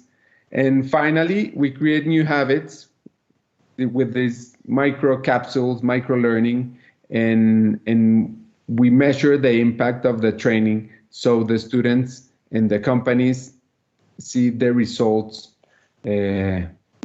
of the education programs that we have. So in conclusion, I've just Bezos said there is no day 2, every day is day 1. Learning is really, really important with action, and technology help us to increase that impact. Mona, what's in generation the role of inclusion in the foundation of the project? Yeah, I mean, so for Generation, we are founded on how do you break bias barriers and enable inclusion. That's the entire focus of our work in all of our countries. And that happens, I'll just give you 2 examples. I mean, one is supporting our learners to get into tech careers, where typically there is lower representation, particularly by people of color, and how do we increase that? It's also about supporting more women to enter into tech careers. So for example, across our programs globally, for our tech programs, 60% of our learners are female. And that's much higher than typically what you find in the tech workforce for females. We also recently launched a regeneration program, which focuses on learners in their 40s and 50s, and how we also support them to enter into tech careers, when often there can be biases on that front. So that's one side. The other side is just simply how we use data and our own internal tech, if you will, to support our learners to be more successful. So we now have 7 million data points across our learners, from their socioeconomic profile when they apply to us, to their performance in the boot camp, to their performance on the job. And so now we're able to use predictive analytics to be able to figure out how we can even more proactively support different profiles so that we increase the likelihood of their success. So those are just some of the ways that we bring inclusion to life in Generation. And Olivier, in School 42, how do you manage the inclusion? How do you ensure that you are not, the digital divide is a barrier? Well, we are acting on several points. I think that our selection process is wide open. Our general communication is not, if you are sure you want to come and do some ICT training, come to 42. No, we are telling out loud that everyone should try, and figure out if it's something that is interesting for him or her or not. So everyone above 18 years old can apply. And the fact that the school is free, the fact that there is no school background asked to apply is something that allow to have a higher inclusion during our selection process. And for example, more than half of our students never did code before. 42 is an ICT and a coding school, but it's completely suitable for someone who never coded before, someone who was, well, maybe not very far away from digital, but someone who was not deep into digital. Also, we do have, just like Mona, some action about gender equality. We try to attract more women. In France, it's usually no more than 15% or 20%, and we try to increase also this number. And we also try to have inside our campuses a very warm welcome for anyone, whatever the difference of each individual. And across our entire network, we also did notice that, for example, from one country to another, there can be a very strong difference regarding access to digital. For example, our two campuses in Morocco, it was very complicated during the pandemic because of low internet access and difficulties to have some computers at home. So that's why so far in all our campus, someone who is very far from digital can still progress, because we do have huge computer rooms, and students can just on their own can just come on campus and have access to computers and to all the hardware needed to progress inside the curriculum. We think that's also something that is right now still interesting to increase inclusion, digital inclusion for many people in very poor or difficult situations. The three projects maybe are very attractive for the companies, maybe more than the traditional educational offer. So why do you think your projects are so attractive to the companies, to the work environment? Because why the projects fits better with the dynamic of the companies, with the way the companies are working? Or what do you think is so attractive the project for the company? Mona, for example, generation. What's the most attractive element? Sure. So our commitment to our employer partners is that we are going to deliver high caliber talent that is going to be high productivity, that's going to achieve high quality outcomes, and that's also going to bring diversity to their workforce. And whether it is about filling jobs where currently there's scarcity, or whether it is about reducing attrition issues at the company, not only are we providing that pipeline, but we're also measuring with our employer partners that we're actually achieving those goals. And it's that evidence base and continuously demonstrating it now, across 26 professions in 14 countries, that enables our employer partners to continue to be with us. Olivier, what's the most attractive element of your project to the companies?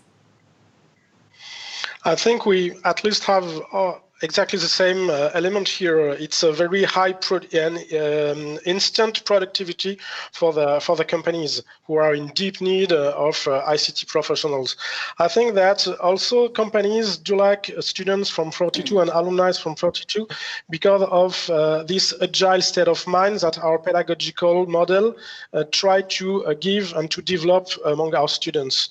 They will be able to solve new kind of problems. They will be able to be pioneer, to think out of the box, and it's something that is very well appreciated for companies, and they can do some innovation based on this different point of views among their salaries, employees, and with our own students. I think it's definitely why the companies like hiring our students after the curriculum. And Ricardo, what can you tell us about Banza? Well, I will say that our educational model is the best thing that we have. Basically, what we do is measure the initial gap that the students have, then create new habits of learning, then combining the best things of offline education and online education, and then showing results to the company to see that training is a really good investment for them and their employees. How do you perceive in this setting the combination between the traditional educational offer, for example, in universities, and the educational offer that you are offering in your projects? And how do you perceive the consistency between both in the same labor market? Olivier, for example, do you have a relationship with universities? Actually, we don't have any kind of relationship with universities because they're very far from our pedagogical model.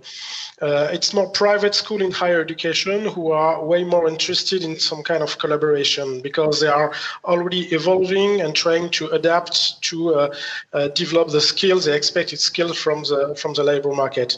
It looks like, at least in France, it's a little bit more complicated. And I think that anyway, we still need to have some diversity in education. Our pedagogical model is not suitable for everyone. Not everyone can succeed. And we are creating a different kind of elite, I would say. And university should also be an alternate path for other students that would like to also learn ICT, but maybe in a different way and with a different approach. So I think that keeping this diversity in education is something that is still interesting. And for example, our students are immediately going to launch their career, and we do not have students who are going to do some theoretical research, for example. And I think it's also something that should be kept and should not be completely put apart. So both pedagogical models should exist, and maybe why not other and different pedagogical model also should exist, so everyone can find a suitable learning path for him to lead them to a successful career. Mona, in Generation, what's this relationship? Do you have any relationship with universities or other formal educational institutions? We do have formal relationships with technical vocational institutions. So in many countries, the vast majority of those that are looking for workforce training are in vocational systems, but often the employment rates are much lower than the aspirations that the country or the system has. And so what we do is we work with these vocational institutions to embed our methodology in their classrooms and in their systems so that we can support them to increase employment rates and income gain for their learners. What I'll say about universities more broadly, though, is that particularly in the wake of COVID and the mass unemployment that the world is now facing, people want jobs now. And what that means is people are not going to be willing to invest in higher education unless they know that there is a job that is linked to it. And so increasingly, I would say higher education systems need to reflect on how to offer programs that take months as opposed to years, and that actually deliver employment outcomes. And Ricardo, in Banza, do you have any relationship with educational institutions or universities? We work with some educational institutions. Basically, we help them solve the soft skills gap that some of the students have. And I think regarding your question, we need a lot of vocational training, universities, boot camps, different solutions in education that obviously are related to employment, but that are related to change the informal economy in our region of Latin America. Half of the economy in Latin America is informal, and most of the adults who work in this informal economy didn't even finish primary education. So we need to create new educational models where people can, like in Germany, study, work, experience what it means to work, and then go back and study and create like new learning and career path, not only between vocational training and university, but also create like a career in become like a master's in something related with vocational training education. And therefore we can change like the informal economy and increase the productivity and competitiveness of Latin America. So for me, they're crucial for the economy. And just to finish, I want to ask you a short reflection about what's the impact of the pandemic, of the coronavirus, the crisis, on your project. Do you think your projects now are stronger than before the appearance of the coronavirus? Ricardo, we can start with you. Yes, our project now is stronger. What we learn is, before the coronavirus, we used to do a lot of offline training. And after that, we decided to create this new blended model that it helped us expand really, really fast through different regions, not only in Colombia, but in Latin America. So it helped us a lot to improve our learning experience, and also to see which skills are relevant for the people to improve their job performance. So yeah, even though that companies are reducing the training budget, we kind of solve that through different training solutions, and it helped us grow this year. Olivier, what's the impact of the COVID in School 42? Well, it was helpful for us because it revealed that our IT infrastructure was already suitable for such kind of full online situation. But it also revealed that actually half of our students were not ready yet. So just right out school, newcomers, it was more difficult for them to switch to a full online. So of course, with all the team, all the different campuses and the different situation in different countries, we had a lot of talks about how we could evolve our pedagogical model, our logistics, to try to help and to bring all the students who could be a little bit lost at the beginning of the pandemic. So we try, just like we ask our students to develop an agile state of mind to face the future, to face new technologies, we also try to keep an agile state of mind among our own staff to be able to always adapt and to always react in front of such kind of very unusual event. And Mona, now generation is stronger after the COVID?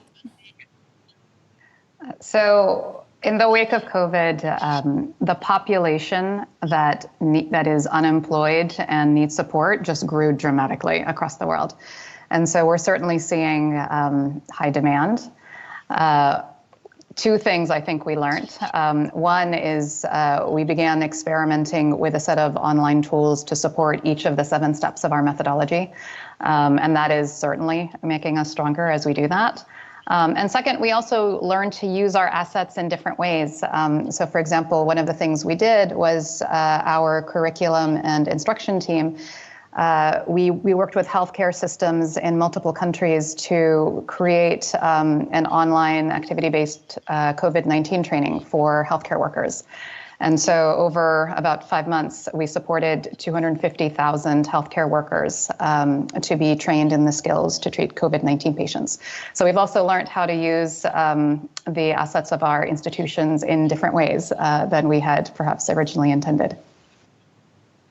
So thank you, 3 of us. It was a pleasure to share this time with you and to have the opportunity to know a little bit more about your project. Thank you, Mona, thank you, Olivier, and thank you, Ricardo. Thank you. Thank you very much. Thank you very much. Thank you so much. Y muchísimas gracias a ti, Ainara, por moderar este debate tan revelador. 7:02 de la tarde y es el momento de descubrir más cosas sobre la formación profesional, pero no va a ser desde aquí. Vamos a irnos hasta el espacio Fundación Telefónica, donde ya están preparados los invitados de la próxima mesa redonda. Vamos a saludar ya a Luis Miguel Olivas, director de Empleabilidad e Innovación Educativa en Fundación Telefónica. ¿Qué tal, Luis Miguel? Cuéntanos, ¿cómo estás? Hola Marta, pues bueno, muchas gracias. No sabes la buena energía que hay aquí en el plató. Además vamos a estar en Madrid, vamos a conectar Barcelona, Madrid con el resto del mundo, pero es verdad que prometemos no hablar de fútbol esta vez, ¿eh? Tenemos cosas más interesantes. Yo agradezco mucho que no hablemos hoy de fútbol, además tenéis ahí muy buena energía, no es necesario hablar de las malas noticias de ayer, así que cuéntanos, queremos saber ya de qué vais a hablar, sabemos que de formación profesional y de otros modelos alternativos, pero cuéntanos, Luis Miguel, ¿con quién estás? Pues muchas gracias, Marta. Bueno, lo primero de todo, buenas tardes, buenos días a muchos de vosotros que nos estáis siguiendo. Es un placer para mí moderar esta mesa aquí en el corazón de Madrid, en nuestra casa, en nuestro espacio querido de Fundación Telefónica. Vale, gracias. Y además el cuarto día en Enlighted, ¿no? Un cuarto día ya muy intensivo. Estamos a punto de finalizar y realmente, bueno, pues con muchas ganas, como decía, de compartir esta mesa con los compañeros que tenemos aquí. Lo primero de todo quiero agradecer, y me vais a permitir que me extienda un poquito, porque quiero agradecer a mucha gente. Lo primero, gracias a todos los que nos estáis siguiendo a través de los canales, redes sociales, casi 40.000 personas inscritas de más de 100 países, sobre todo con una gran atracción a Latinoamérica, a los que os mandamos un bonito y un lindo saludo. Gracias también a todo el equipo que estáis detrás haciendo que esto sea posible y que no solo que sea posible, sino que sea un éxito, ¿no? Tanto en cámaras, en ordenador, en móvil, está siendo súper intensivo. Y gracias a todos vosotros por vuestro tiempo, a los ponentes que vamos hoy a compartir esta hora intensa y esta hora que tenemos muchas ganas. Yo, en primer lugar, aquí a mi izquierda tenemos a Ignacio Castillo, director general de Immunity Technology Institute. Ahora te conoceremos un poquito más, Ignacio. Iker también, Iker, que es el CEO de The Bridge, que tiene también mucho que aportarnos.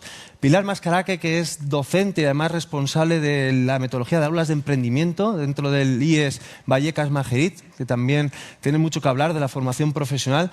Y también, como decía, al otro lado de la pantalla, Clara Basols, que por las restricciones que conocemos, pues no ha querido perderse estar con nosotros y está conectada desde Barcelona, directora general de Fundación Besteman. Bienvenida, Clara.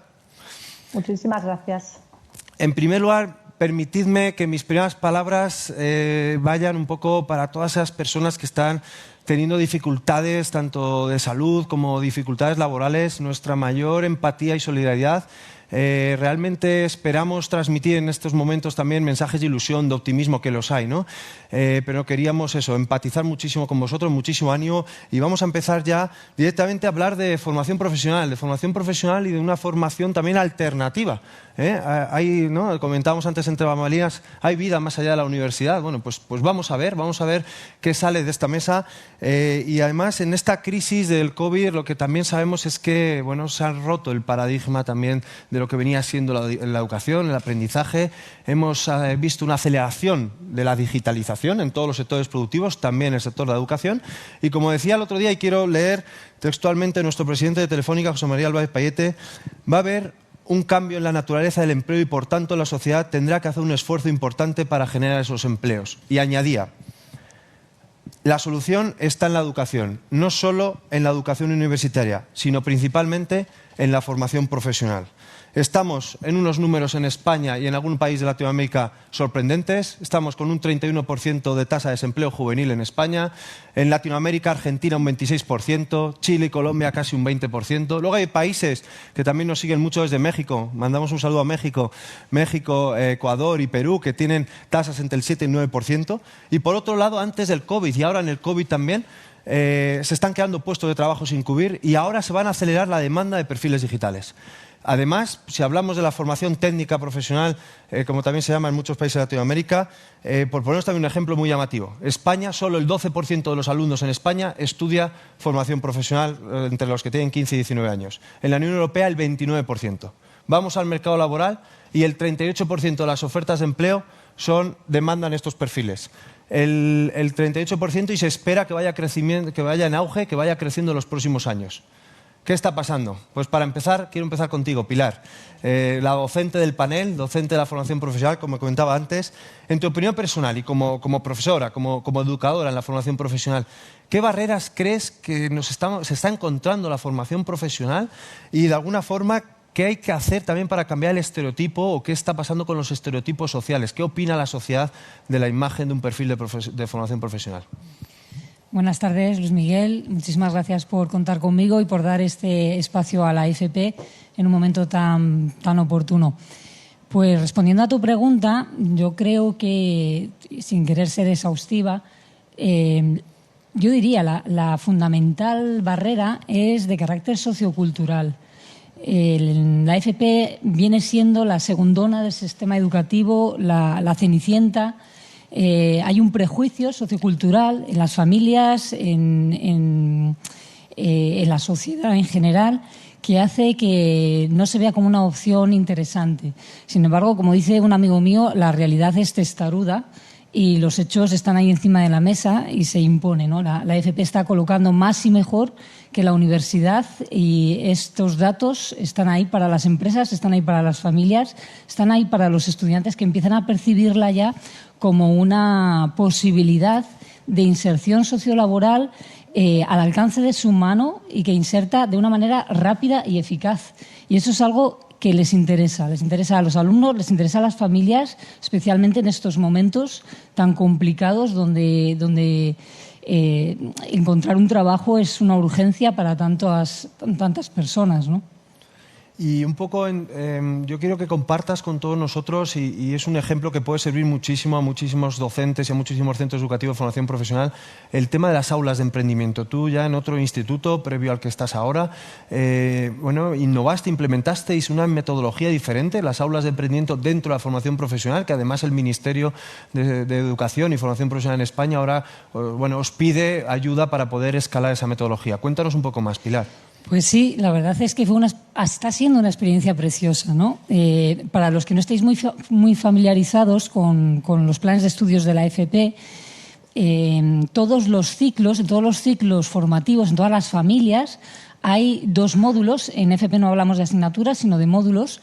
En todas las familias tenemos 2 módulos, que son los de mi especialidad, que se llaman formación y orientación laboral y son conocimientos básicos del mundo laboral, y empresa, iniciativa emprendedora en segundo año, ¿no? Entonces, nosotros dijimos, bueno, ya que les enseñamos a montar una empresa, ¿por qué no les ayudamos a montarla? Perdón, ¿por qué no les ayudamos a montarla? Y bueno, nos pusimos manos a la obra, nos remangamos, empezamos a hacer un diseño de cómo podría echar esto a andar. Y para nuestra sorpresa y nuestro entusiasmo encajó muy bien, gustó mucho. Fuimos a contarlo a los centros educativos, a los docentes.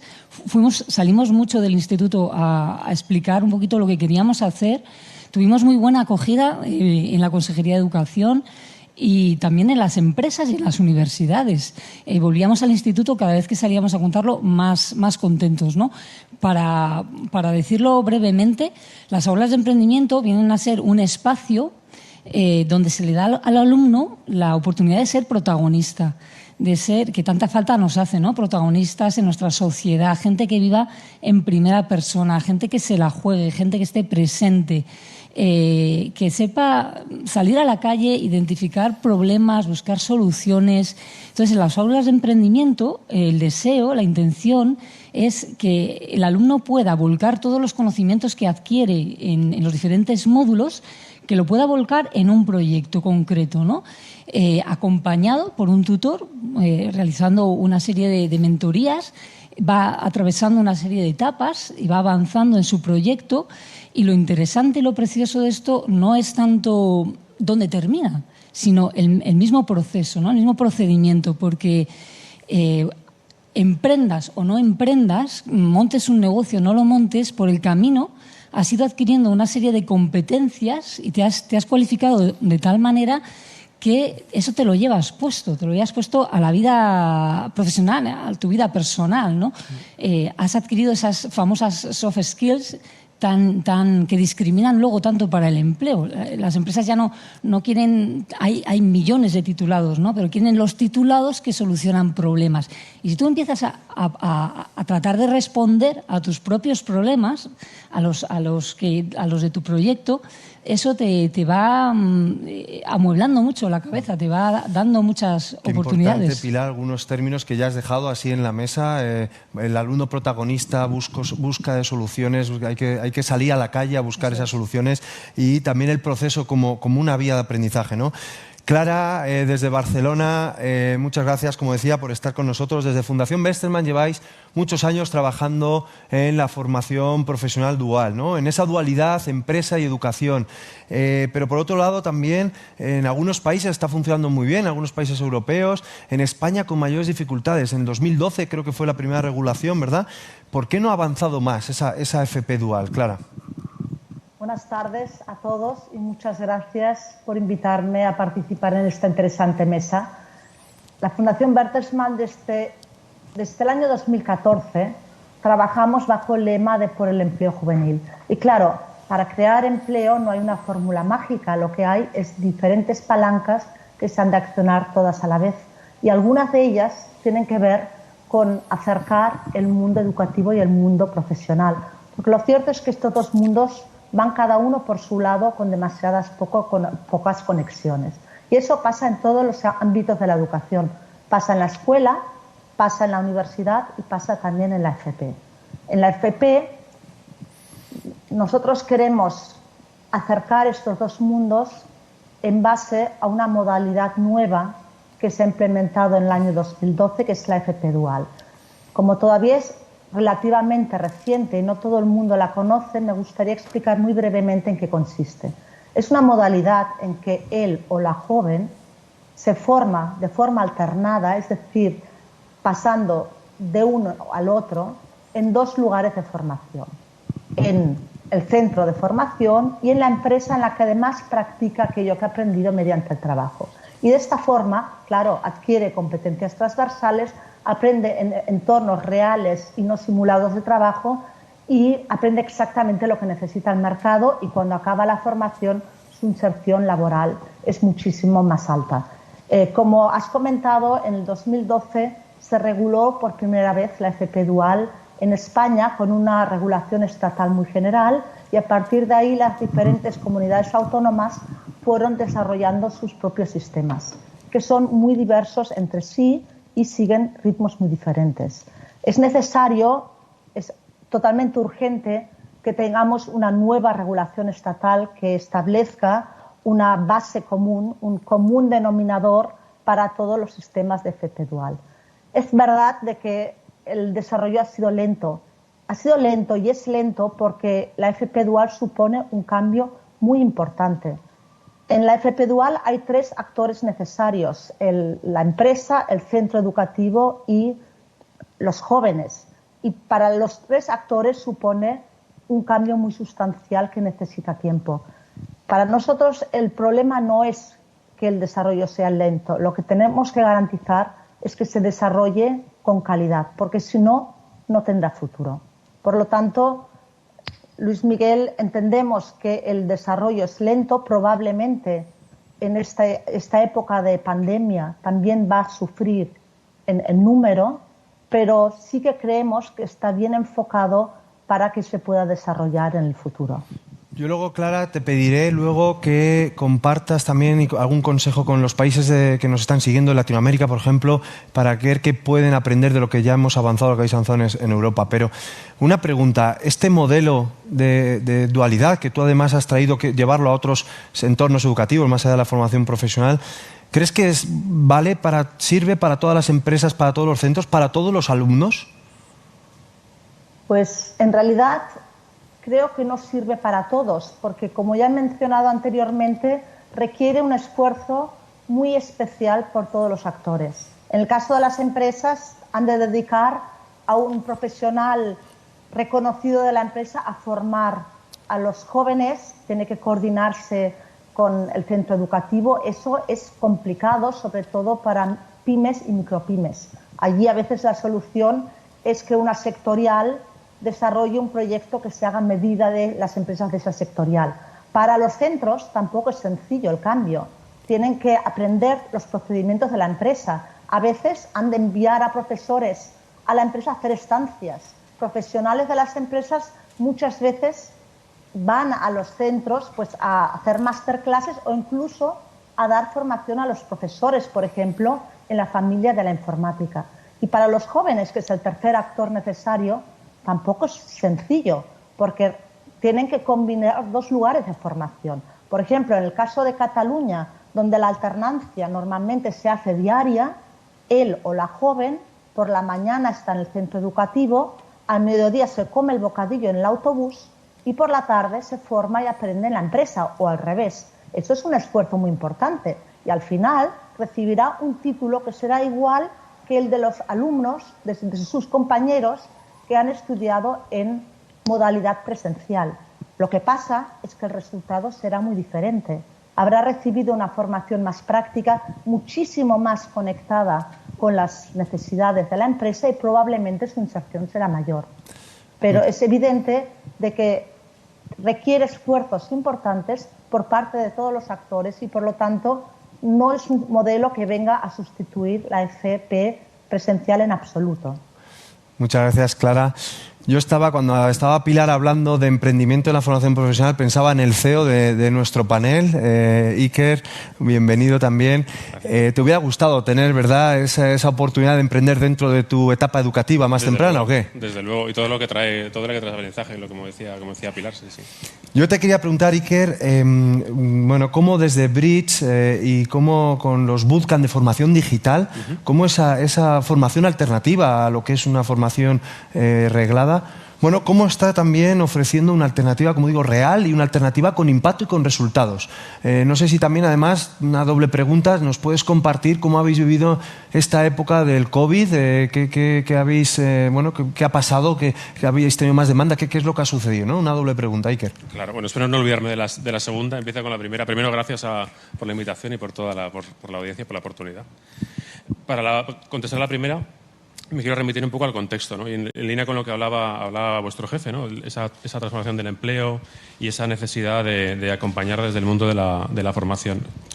Eso es crítico para lo que estamos haciendo nosotros en The Bridge y gente como nosotros.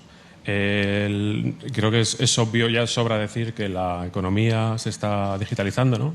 Y que estamos en un proceso de cambio muy, muy rápido que casi provoca crisis, ¿no? De hecho, con toda la celeridad que llega, pues provoca varias crisis.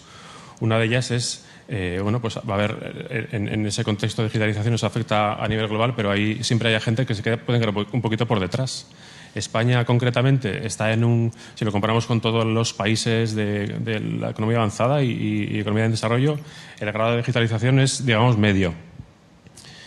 No está ni muy avanzada, pero tampoco se queda muy por detrás. En cambio, el grado de progreso, si lo comparamos en grado de progreso contra todo el resto de países, estamos bastante por detrás. Eso si lo aceleramos, ¿no? Si acelerásemos 10 años de los normales, no de los años COVID, que pasan en días, si lo aceleramos, pues corremos el riesgo de quedarnos atrás.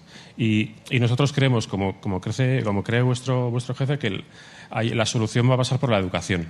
Uno de los principales frenos para que los países no gocen de ese progreso, de esa oportunidad, es tener el talento formado para poder poner en marcha iniciativas, proyectos, para poder aprovechar el capital que entra en ese tipo de economía.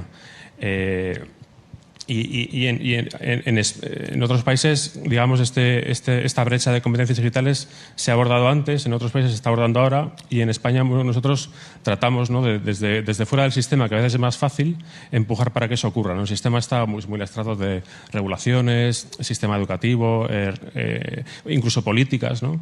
Y creemos nosotros eso, como agentes más ágiles, formadores no reglados, somos capaces de atacar eso de una manera diferente. Yo, antes de preparando un poco la mesa, me metía en la web de la Consejería de Madrid buscando dónde se está invirtiendo todo el... Sabéis que hay unos bastantes miles de millones dedicados en el plan de empleo a formación para el empleo. Y por curiosidad buscaba cuántos programas están adscritos del área de informática y tecnología, ¿no? y salían 134, creo que eran, de 9.500, que es un porcentaje pequeñito. Pero bueno, es verdad que hay mucha formación. Buscaba referencias y a la vez veía que, por ejemplo, en hostelería y turismo, que son sectores que ahora mismo están en crisis total, había el triple de programas formativos, ¿no? Se está invirtiendo dinero público en el triple de programas formativos en ese área.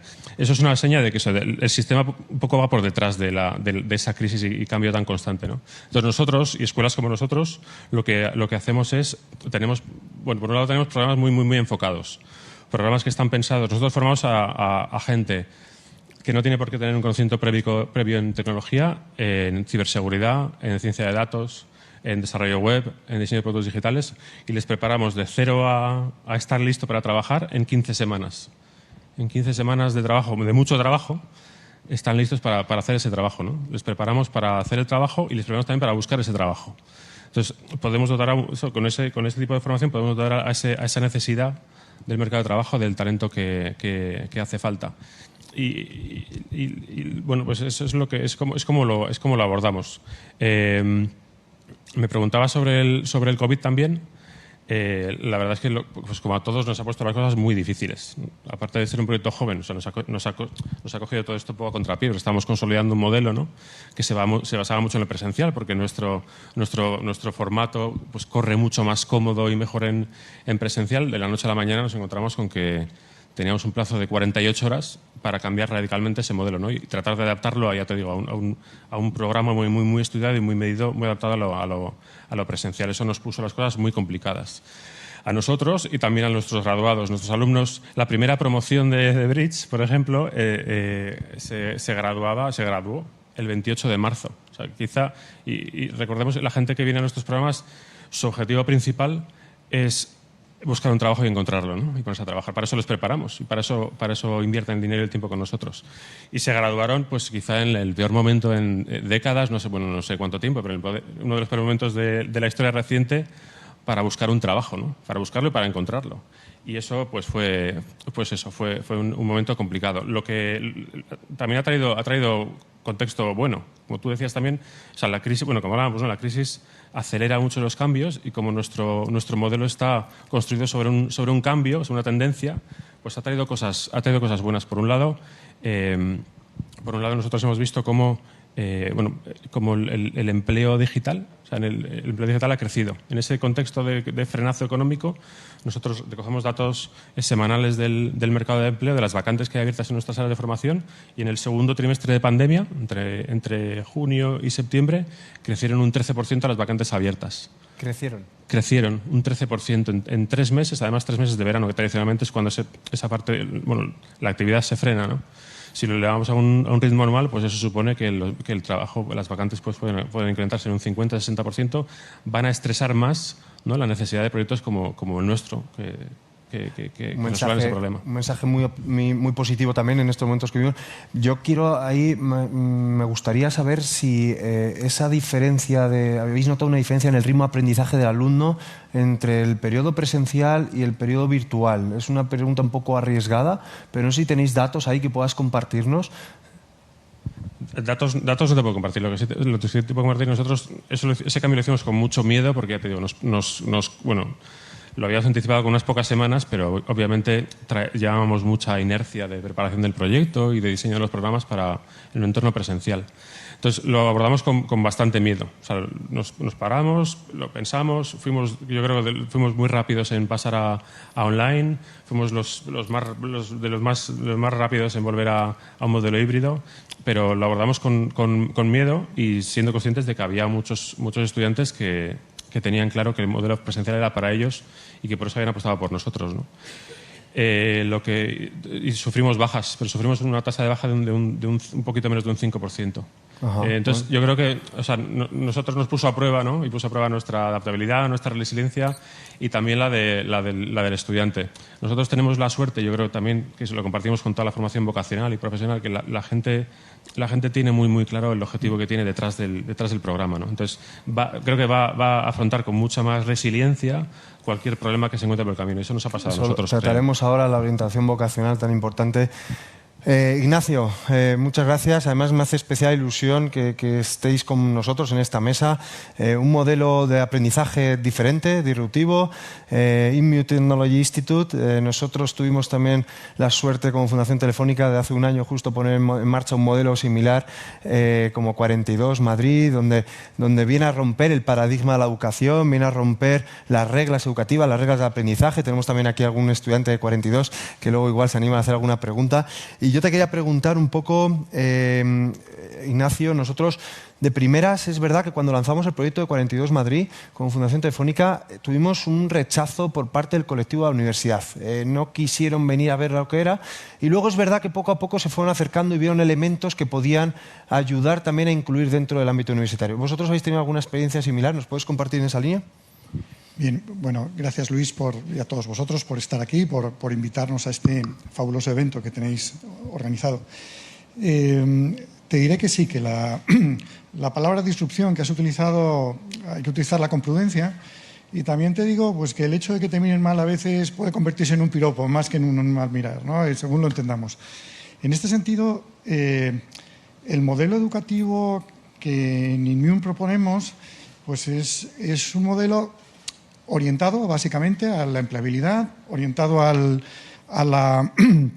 la formación práctica. Nuestros alumnos evitamos el modelo formativo de la teoría. Nuestros alumnos desde el primer momento están resolviendo casos, están atacando problemas reales, problemas que las propias empresas en colaboración con nosotros pues nos están ofreciendo, ¿no?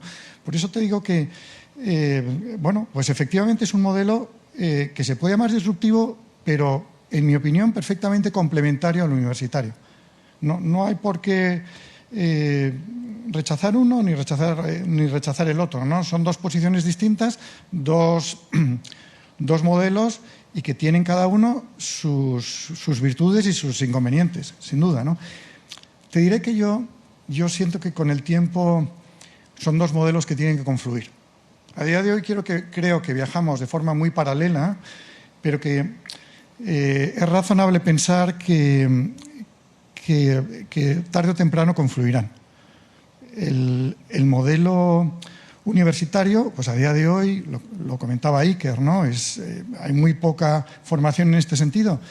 De los cerca de 3.000 grados universitarios que hay en este momento en España, el que menos porcentaje supone son los grados en ciencias, curiosamente.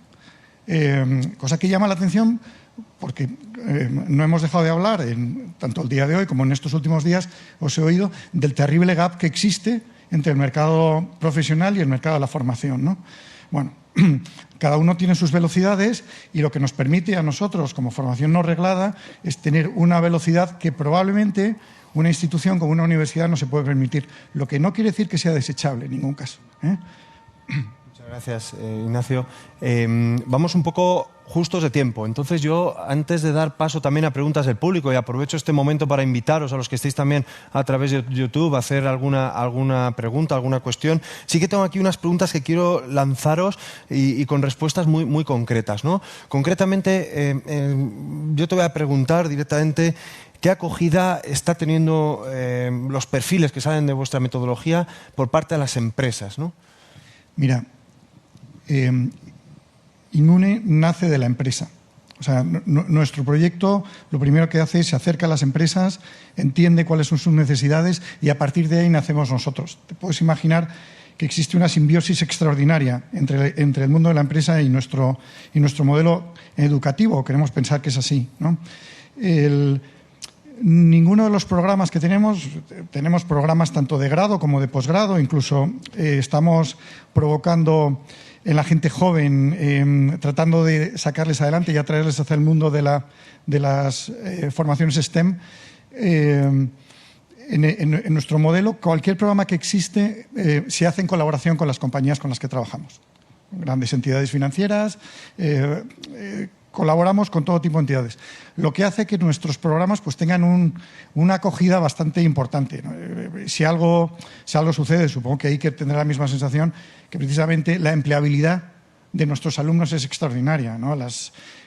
Nuestra primera promoción ha terminado hace escasas semanas, ¿no? Y a día de hoy se está celebrando la inauguración de nuestro máster en Data Science en este momento mientras hablamos, pues que es la segunda promoción.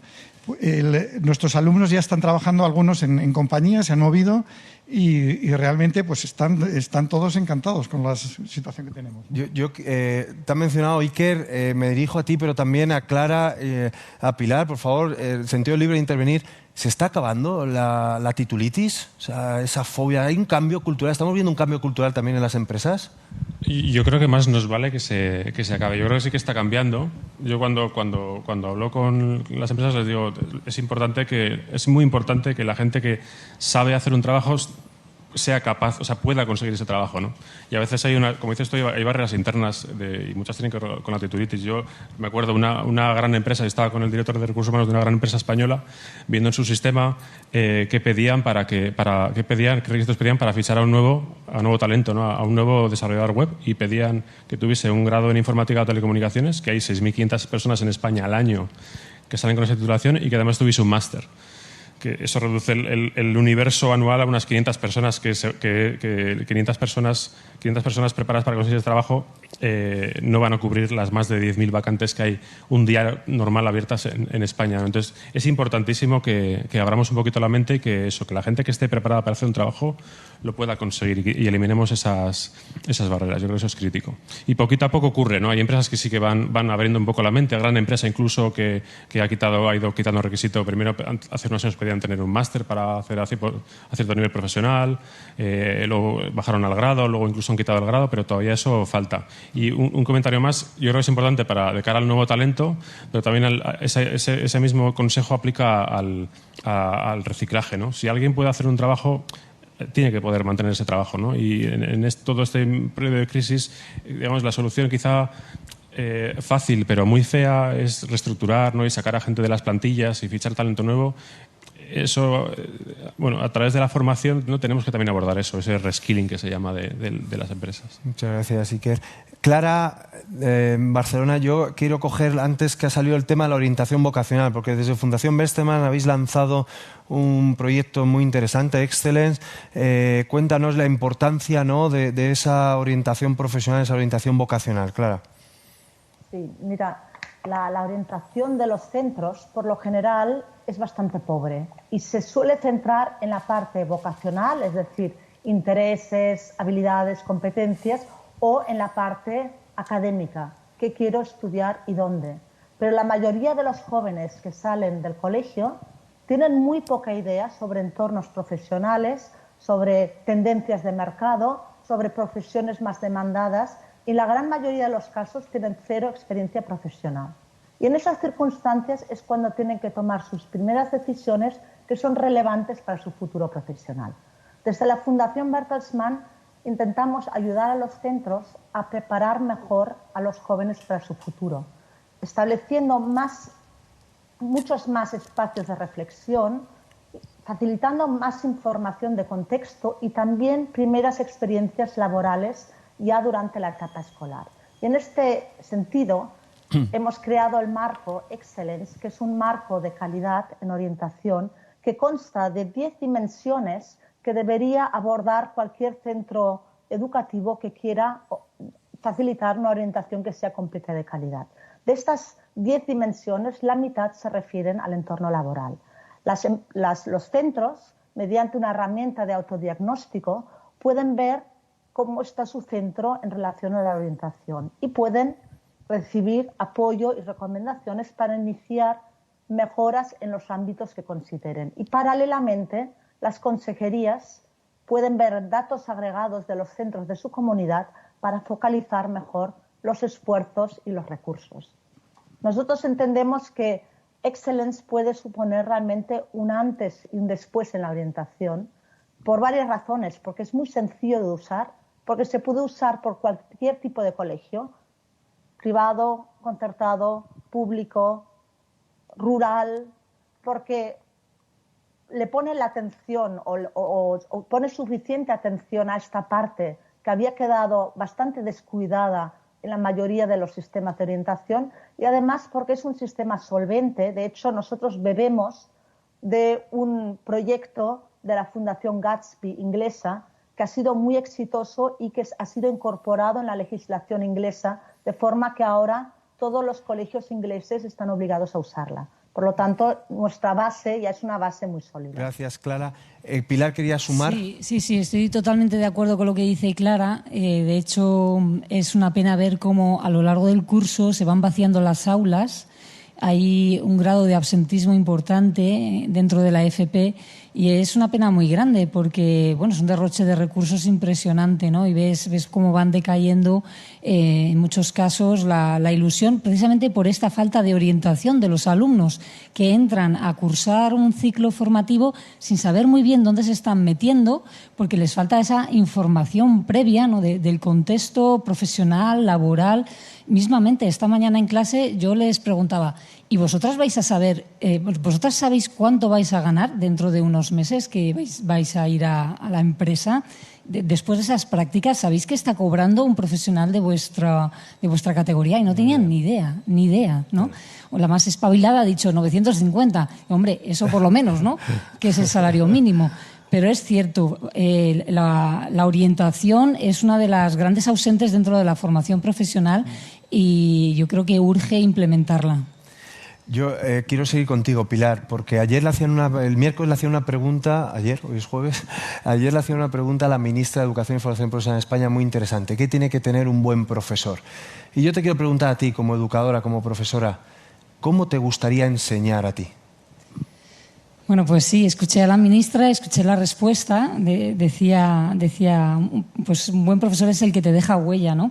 Totalmente de acuerdo. Yo te diría en 0, segundos las profesoras y profesores que a mí me han dejado huella, ¿no? Una huella imborrable. Y a mí también me gustaría dejar huella en mis alumnos, ¿no? Pues ayudarles de tal manera que favorezcas su vida, su camino, aportes un valor. A mí me gustaría transmitirles que la vida es maravillosa, que la vida está llena de oportunidades, que las oportunidades están ahí a su alcance y que es muy importante que miren la vida con optimismo y con confianza. Déjame que os cuente una anécdota también de esta mañana, ¿no? Que hemos tenido un debate muy, muy bonito en clase. Estábamos en el módulo de empresa iniciativa emprendedora y les he lanzado una pregunta tratando de dinamizar un poquito la clase. Digo, pero ¿alguna ha considerado la posibilidad de montar una empresa, de tener su centro de estética? Estaba dando clase en un ciclo de estética y peluquería. Y bueno, se han quedado así un poquito temerosas, ¿no? Y una se ha lanzado y ha dicho, sí, a mí es mi sueño, a mí me gustaría mucho. Pero luego salgo a la calle y veo tantos centros de estética que pienso que mi sueño no es realista. Entonces, fíjate qué pena. ¿Por qué no va a ser realista? ¿No? Y a partir de ahí hemos empezado una conversación muy bonita, ¿no? De, vale, es cierto que hay mucha competencia, pero ¿qué más hay además de la competencia? ¿Tú crees que hay algo en ti que te permita afrontar esa dificultad con alguna herramienta? Y fíjate qué respuesta más bonita me ha dicho. Sí, yo tengo mucha ilusión. Como digo, pues eso es un tesoro, eso vale muchísimo, ¿no? Y para contestarte, ¿no? Si yo pudiera elegir, pediría que me dejen manipular el tiempo y el espacio a mi gusto. Yo estoy constreñida, muy constreñida, me siento muy constreñida como docente, tanto en los espacios que tenemos como en los tiempos que manejamos. En mi aula estamos enfrentados, alumno y profesor. Las mesas están clavadas en el suelo con tornillos. A mí me gustaría darle la vuelta a eso. Me gustaría clases articuladas donde se rompe esa relación de yo enseño y tú aprendes, sino aprendamos juntos, generemos sinergias, interactuemos, ¿no? O sea, esa plasticidad de la clase que puede parecer una tontería, pero luego incide mucho en la forma de estar dentro y en la forma de mirarnos, de tratarnos y de incrementar, ¿no? También con el tiempo. Mira, en el módulo de empresa... El tiempo es el que hoy no puedo manejar muy bien. Vale, me encantaría manipularlo como tú, pero... Si quieres, en titulares, ¿no? Estamos construyendo la propuesta de valor de un proyecto, ¿no? A mí me gustaría salir a la calle para ver con cuaderno y boli que identifiquen en su realidad concreta, en su barrio, vamos a ver cuántos, en un kilómetro a la redonda, cuántos negocios han cerrado. Vamos a ver los que han perseverado. Vamos a hablar con las personas que están ahí trabajando, con los clientes que salen de allí, por qué están contentos. Y a partir de datos reales, identifiquemos dónde está el valor, quién está aportando valor, ¿no? Pero claro, yo tengo 55 minutos para estar en ese espacio y eso limita mucho. Justo el tiempo que tenemos hoy, 55. Gracias, Pilar. Luego traeré algunas de las cosas que has dicho que me parecen importantísimas. Tenemos aquí a algunos expertos en el público dispuestos también a lanzar alguna pregunta.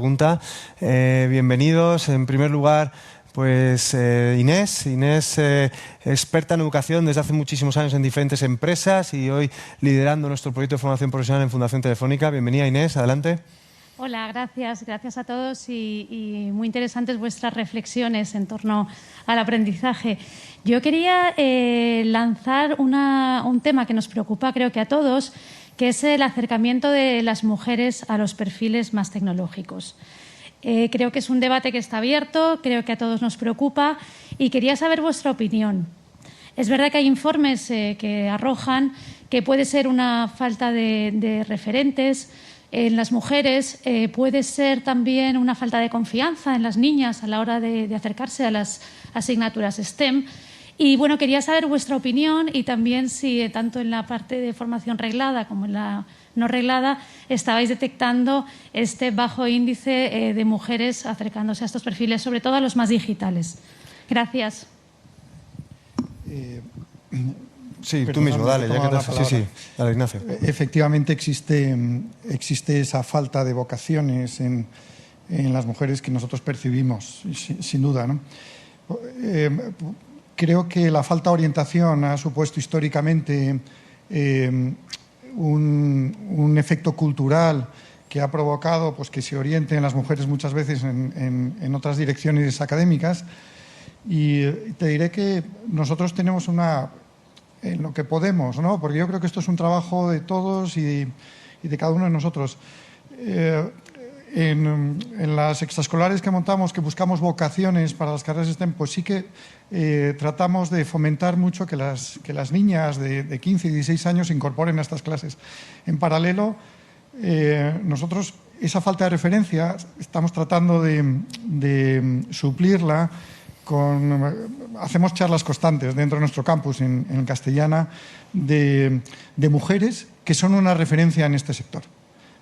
Se llaman dialogues, son cada mes y medio aproximadamente, y sí que es verdad que a nosotros nos da mucha satisfacción porque estamos sintiendo que tienen mucha acogida entre las mujeres.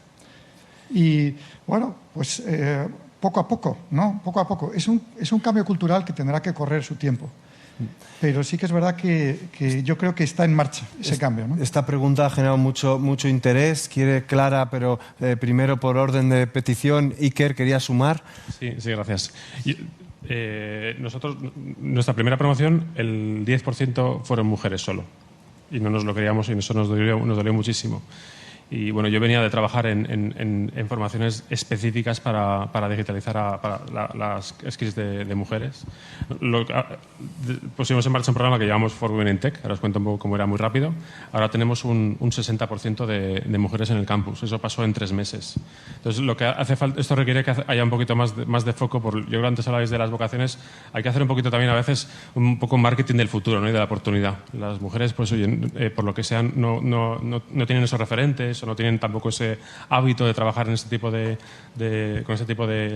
trabajos, y hay que hacer ahí un doble esfuerzo. Nosotros lanzamos una campaña pues dirigida específicamente a mujeres. Nuestros programas estaban adaptados para que gente sin skills, sin conocimiento técnico previo pudiese arrancar, por lo cual era un canal fácil para acoger a mujeres que no venían de formación STEM, que es la mayoría. Y luego se lo pusimos más fácil para matricular, ¿no? Pusimos un programa especial, un track especial para que un volumen de mujeres pudiese matricular. Hay que hacer un poquito más de esfuerzo para que eso ocurra, pero eso puede ocurrir. Gracias. Ahora voy a dar paso a Clara. Os recuerdo que podéis lanzarnos alguna pregunta a través de los canales. Tenemos gente desde todos los países, incluso de nuestros amigos venezolanos también, que algunos me están escribiendo por privado. Lanzar a los canales, que ahí lo cogemos y cogemos vuestra pregunta, ¿vale? Clara, ¿querías añadir muy corto, por favor? Sí, muy corto. En primer lugar, felicitar a Iker porque eso es realmente un logro, conseguir un 60% de participantes femeninas en estos programas. Hay bastantes sectores, el digital, pero también el industrial, donde hay un sesgo de género muy importante. Estos sesgos se tienen que desmontar mediante orientación. En realidad se han de desmontar en la primaria, después ya llegamos un poquito tarde. Comentaros que hay algunos programas para más adelante que han funcionado muy bien, como uno que se llama WinWit, en el que mujeres explican a chicas de la secundaria su camino para animarlas a atreverse a este tipo de caminos. Y creo que es muy importante que se hagan muchísimos esfuerzos ahí, porque si no nos perdemos la mitad del talento. Muchas gracias. A mí tengo una duda que no quiero respuesta porque igual no la tenemos, pero eso pasa en todos los países, ¿no? Ayer hablaban del modelo de Finlandia y también, bueno, pues de allí, desde Helsinki, ¿está pasando algo similar en modelos más avanzados, ¿no? Me la dejo ahí para la reflexión y para analizar en otro momento. Quiero dar paso también ahora a Javier Miranda. Javier Miranda viene del área de Educación, Formación y Empleo de Digitales, que para quien no lo sepa es la Asociación Española para la Digitalización. Javier, bienvenido. Muchas gracias. Bueno, y muchas gracias por invitarme a esta mesa que es, bueno, súper atractiva en mensajes, en contenido y en todo. Desde Digitales tenemos muy claro que la FP es una pieza, bueno, si no la pieza clave de la economía y del desarrollo social en este caso de nuestro país, ¿no? No nos podemos quedar atrás en el tema de la FP. Nosotros estamos haciendo muchísimas cosas, o sea, con INCUAL, Instituto de Cualificaciones Profesionales, con Imune también estamos haciendo una serie de cosas. Quiero lanzar un abrazo a Clara, que también estamos ahí con un proyecto súper potente de FP Dual y en Excelen, en el tema de orientación profesional.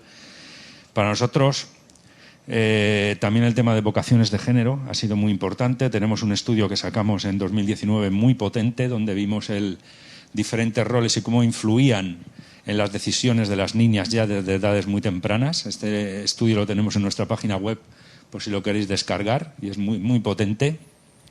Y ya en ese estudio vimos un rol que era muy significativo en la FP, que era el tema del profesor, el tema de los profesores. Y yo querría lanzar una pregunta muy importante, ¿no? O sea, ¿qué elementos tendría que tener un plan de formación para que los profesores fueran la punta de lanza de la digitalización, de la tecnología? O sea, ellos, por así decir, fueran los apóstoles en las aulas del significado que tiene todo esto de digitalizar una sociedad, una economía digital, una industria digital, etcétera, etcétera. Aquí por alusiones, Pilar, te la vamos a dar a ti. Bueno, pues hola Javier. No sé muy bien cuál deberían ser esos elementos. Yo sé que el profesorado está caminando en esta dirección y que las aulas poco a poco se están digitalizando. Pues por ejemplo, mira, un ejemplo muy sencillo, muy concreto, ¿no? Por remitirnos a datos reales. Yo esta semana en clase, últimamente en clase, en lugar de pedirles que me hagan esquemas a mano, los esquemas que hemos hecho toda la vida, les pido que lo hagan con herramientas de diseño gráfico, ¿no? Que cambia muchísimo, porque eso supone un plus para el alumno, ¿no? Y les cuesta mucho. Hay que diferenciar también entre unas familias y otras, entre unos alumnos y otros. Cada instituto es muy diferente, pero yo creo que poquito a poco vamos entrando por ahí. A algunos les costará más, menos, iremos más rápido, más despacio, pero somos muy conscientes de que esa carta hay que jugarla y hay que jugarla a fondo, ¿no? Luego hay otra dificultad muy importante, te comentaba antes, la digitalización de los profesores seguro, pero de los centros también. Las aulas no están preparadas, la infraestructura está muy obsoleta. Y luego hay una dificultad añadida, por ser muy breve y terminar, las familias. Mi centro está en Vallecas. Hay alumnos que no es que no tengan dispositivo, es que no tienen conexión y no tienen ni habitación para estudiar, para hacer tareas. Entonces, con esa realidad todavía hay que hacer un gran camino. Para quien no lo sepa, Vallecas es una de las zonas más vulnerables de Madrid, ¿no? O sea, hay una realidad más allá a lo mejor de lo que a lo mejor podemos imaginar. También tenemos a Marcos. Marcos es un estudiante y queríamos también poner voz a los estudiantes, ¿no? Que a veces, bueno, tan importantes sois, como decían antes, en el centro de lo que tiene que ser el futuro del aprendizaje. Marcos es un estudiante de nuestro campus de 42 Madrid, uno de los aventureros que se lanzó a la piscina y que además en paralelo está haciendo un grado de formación profesional, grado superior. Cuéntanos, Marcos, ¿cómo está siendo tu experiencia? Sí, mi experiencia en 42 es muy buena. Sin nervios, ¿eh? Estamos en familia. Hay muy poca gente aquí, unos 1.500 viéndonos al otro lado, pero... Bueno, sí, mi experiencia en 42 es muy buena, muy buen ambiente, se aprende un montón y a veces es difícil compatibilizarlo con los estudios reglados, con la FP, pero se intenta en plan... Tú querías, me comentabas antes, ¿verdad? Querías paralizar esas dos formaciones, ¿no? En base a lo que también decía Ignacio de la complementariedad de los dos sistemas. ¿No? ¿Por qué quisiste continuar con, bueno, hacer un grado de formación profesional y meterte en una formación no reglada a la vez? Porque aunque 42 me encanta y siempre he querido tener, por así decirlo, un título de algo que también me gusta, que es el grado superior que estoy haciendo. ¿Quieres compartir alguna pregunta hacia la mesa? Sí, yo a la mesa quería preguntarle cómo llevaríais la experiencia que tengo yo en 42, que es el peer-to-peer, los proyectos que puedo hacer y todo ese ambiente que se genera. ¿Cómo se llevaría a las aulas, a la FP, a los grados de FP? Aquí la respuesta, no sé quién se atreve, pero muy rápida. ¿Cómo creéis que una formación alternativa puede aprovecharse o sea, una formación reglada se puede aprovechar de una serie de elementos de esa formación alternativa? ¿Qué dice Marcos? Una formación reglada. Como mi pensamiento, mi teoría, mi creencia es que las dos formaciones van a confluir tarde o temprano. Entonces, la formación profesional tiene que empezar a incorporar necesariamente elementos de los que estáis trabajando en 42 o los que trabajamos nosotros en Immune, sin duda, porque primero buscamos los mismos objetivos. Nuestros alumnos participan de las mismas sensibilidades y de los mismos intereses. O sea, necesariamente se van a poder incluir. No soy experto en formación profesional, yo soy más de formación no reglada, pero efectivamente estos elementos se tendrán que incorporar con todas las limitaciones que tiene la formación reglada, la formación oficial, que no son pocos y que las propias universidades ya poco a poco van eliminando de su core, ¿no? De su forma de actuar. Con nosotros ya hay alguna universidad que está ya colaborando porque entiende que la formación no reglada y los títulos no oficiales están funcionando. O sea que sí que creo que gente como tú en las universidades es absolutamente bienvenido y las sensibilidades que tú puedes llevar en este momento a una universidad son extraordinarias. Y ellos piensa que ellos con toda seguridad te van a recibir con los brazos abiertos porque sus alumnos están demandando y están envidiando lo que tú estás haciendo en este momento. No te quepa duda y les encantaría ponerse en tu piel, ¿no? Ignacio. Entonces cuenta con eso. Me cortas. Te tengo que cortar. Nos quedan 4 minutos de mesa. Que mucho ánimo, justo ahora están llegando sentido. un montón de preguntas interesantes. Lo habéis dejado todo para el final. Hay una reflexión en YouTube de Mireille Ortiz muy interesante en torno a las mujeres. También Sofía quería preguntar un poco cómo los bootcamp de formación digital pueden de alguna forma integrarse con la formación profesional. No tenemos ahora tiempo, pero lo dejo por si en vuestra reflexión final lo queréis compartir. Y Ana María Mancera de Venezuela también nos hacía una pregunta que me ha parecido súper interesante. O sea, ¿cómo se puede guiar a los jóvenes para que no se frustren si inician luego una formación que no les gusta y acaben abandonando y dejen el sistema educativo? O sea, eso, en fin, quedaría para otra mesa. Muchísimas gracias a todos por vuestras preguntas. Estamos al final. Simplemente tenemos 30 segundos cada uno de vosotros. Quiero empezar por unos mensajes finales. Clara, en tu caso, un mensaje final para todos esos países que hoy nos están oyendo, sobre todo, como decía antes, de Latinoamérica. ¿Qué les recomendarías que en cuanto a la FP dual, a esa dualidad empresa-educación, qué recomendación les harías? ¿Qué ha funcionado que pueden coger? 30 segundos, Clara. Nosotros recibimos regularmente consultas de Latinoamérica. No podemos desarrollar proyectos fuera de nuestras fronteras, pero lo que sí podemos hacer y ofrecemos es tener una reunión virtual, explicar nuestras experiencias y poder aprender juntos y que no se tenga que empezar siempre de cero. Y por otra parte, también recomiendo la plataforma de la Alianza para la FP Dual o la de la Fundación Bertelsmann, donde vais a encontrar un montón de instrumentos y de diferentes materiales que seguro que os ayudarán si queréis ir por el camino de la FP Dual o de la orientación de calidad. Gracias, Clara. Pilar, nos están escuchando muchísimos docentes de muchas etapas educativas. Lánzales un mensaje final para que se sumen al barco de la transformación, como hoy también tú nos has contagiado. Pues sí, merece la pena hacer ese esfuerzo, salir de la zona de confort, pensar fuera de la caja, y la diferencia está en la cara que te ponen los alumnos y cómo les brillan los ojos cuando te escuchan. Gracias, Pilar. Ignacio, voy contigo. En general, padres, madres que permitan también o confíen en este tipo de metodologías alternativas, que con una capacidad de inserción laboral alta, ¿qué les dirías para que dejen a sus alumnos, a sus hijos, perdón, que sean estudiantes vuestros? Buena pregunta. Te diré que, en mi opinión, el mercado, en nuestro área de conocimiento, el mercado tradicional de trabajo ni está ni se le espera.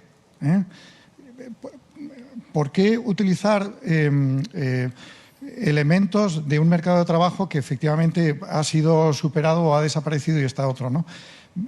Pensemos en lo que está demandando en este momento el mercado y acudamos a ello. Y seamos valientes y sobre todo curiosos.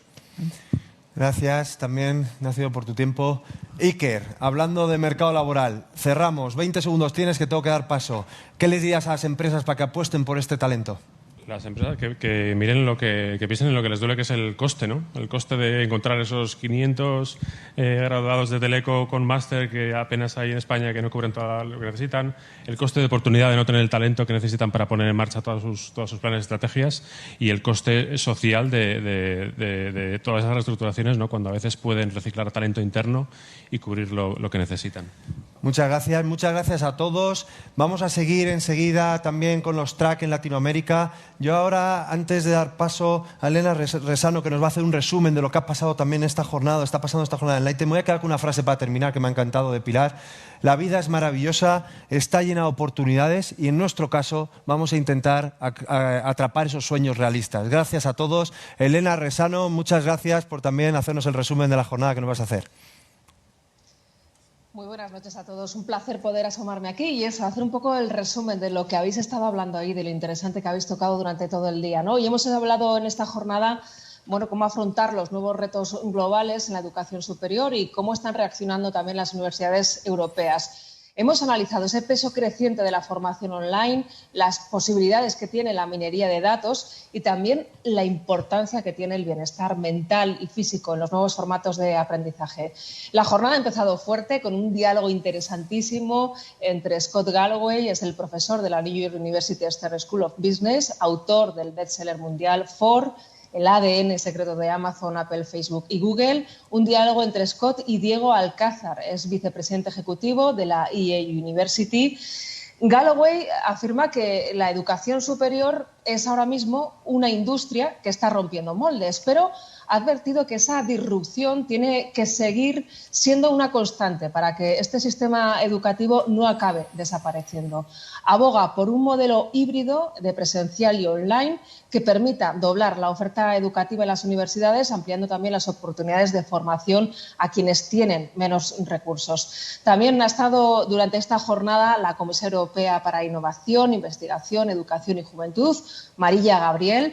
Ella nos ha explicado que adoptar una fluidez digital es uno de los principales retos del futuro próximo. Ella considera que no podemos afrontar todos los desafíos que se nos plantean sin aprovechar todas las herramientas que tenemos ahora mismo a nuestra disposición.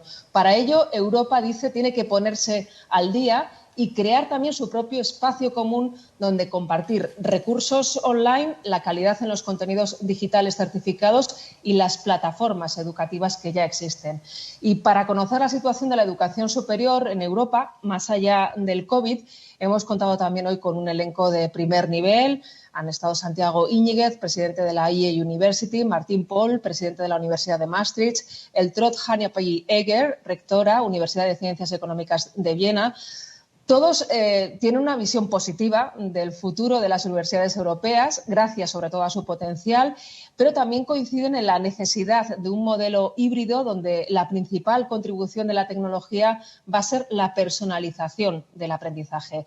Ven con una muy buena idea esa alianza europea universitaria porque dicen que la Unión se va a convertir en una propuesta de valor muy competitiva. En este futuro de la educación, el Big Data está jugando un papel muy relevante y lo va a seguir jugando.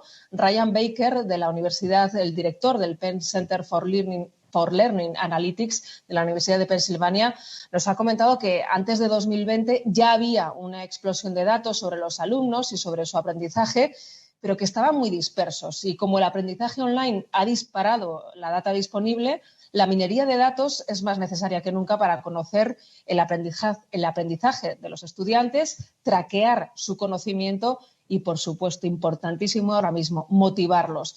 De esta forma vamos a ser capaces de comprender el impacto a largo plazo, apoyar su aprendizaje e intervenir para ayudar también a su reenganche.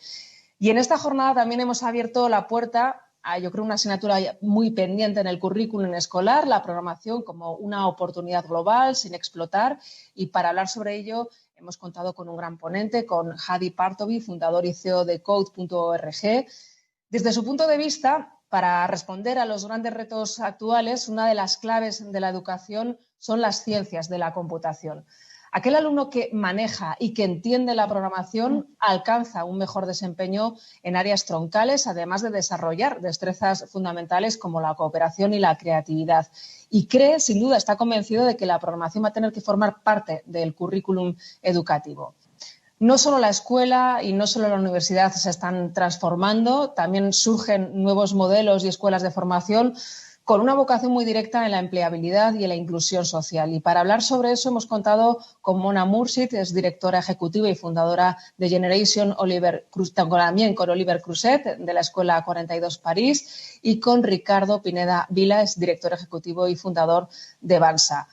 Son representantes de tres de los modelos pedagógicos más innovadores y más exitosos ahora mismo a nivel mundial, y los tres coinciden en señalar que la enorme brecha entre la educación y el mercado laboral hace necesaria el desarrollo de iniciativas que den respuestas ágiles a esa realidad. Y para conseguirlo destacan aptitudes como las competencias digitales y las competencias blandas como la creatividad, la colaboración y el pensamiento flexible. Para finalizar este interesantísimo día, hemos contado con una mesa de expertos que han incidido en esos modelos alternativos de aprendizaje, disruptivos, diferentes, así como también la importancia de la formación profesional.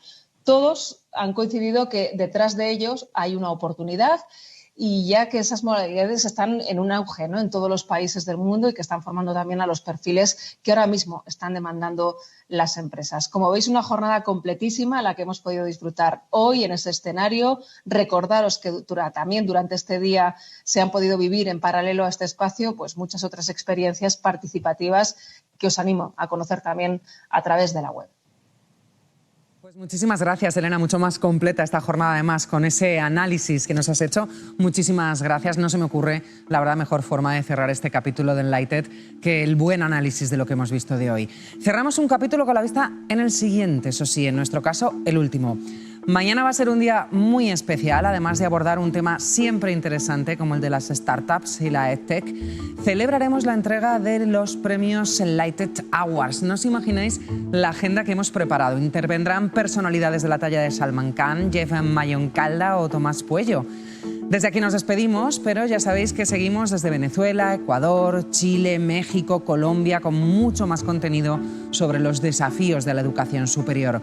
Hoy contamos con personalidades en el ámbito educativo como la decana de la Universidad de Desarrollos, Josefina Santa Cruz, o el rector de la Universidad Técnica Particular de Loja de Santiago Acosta.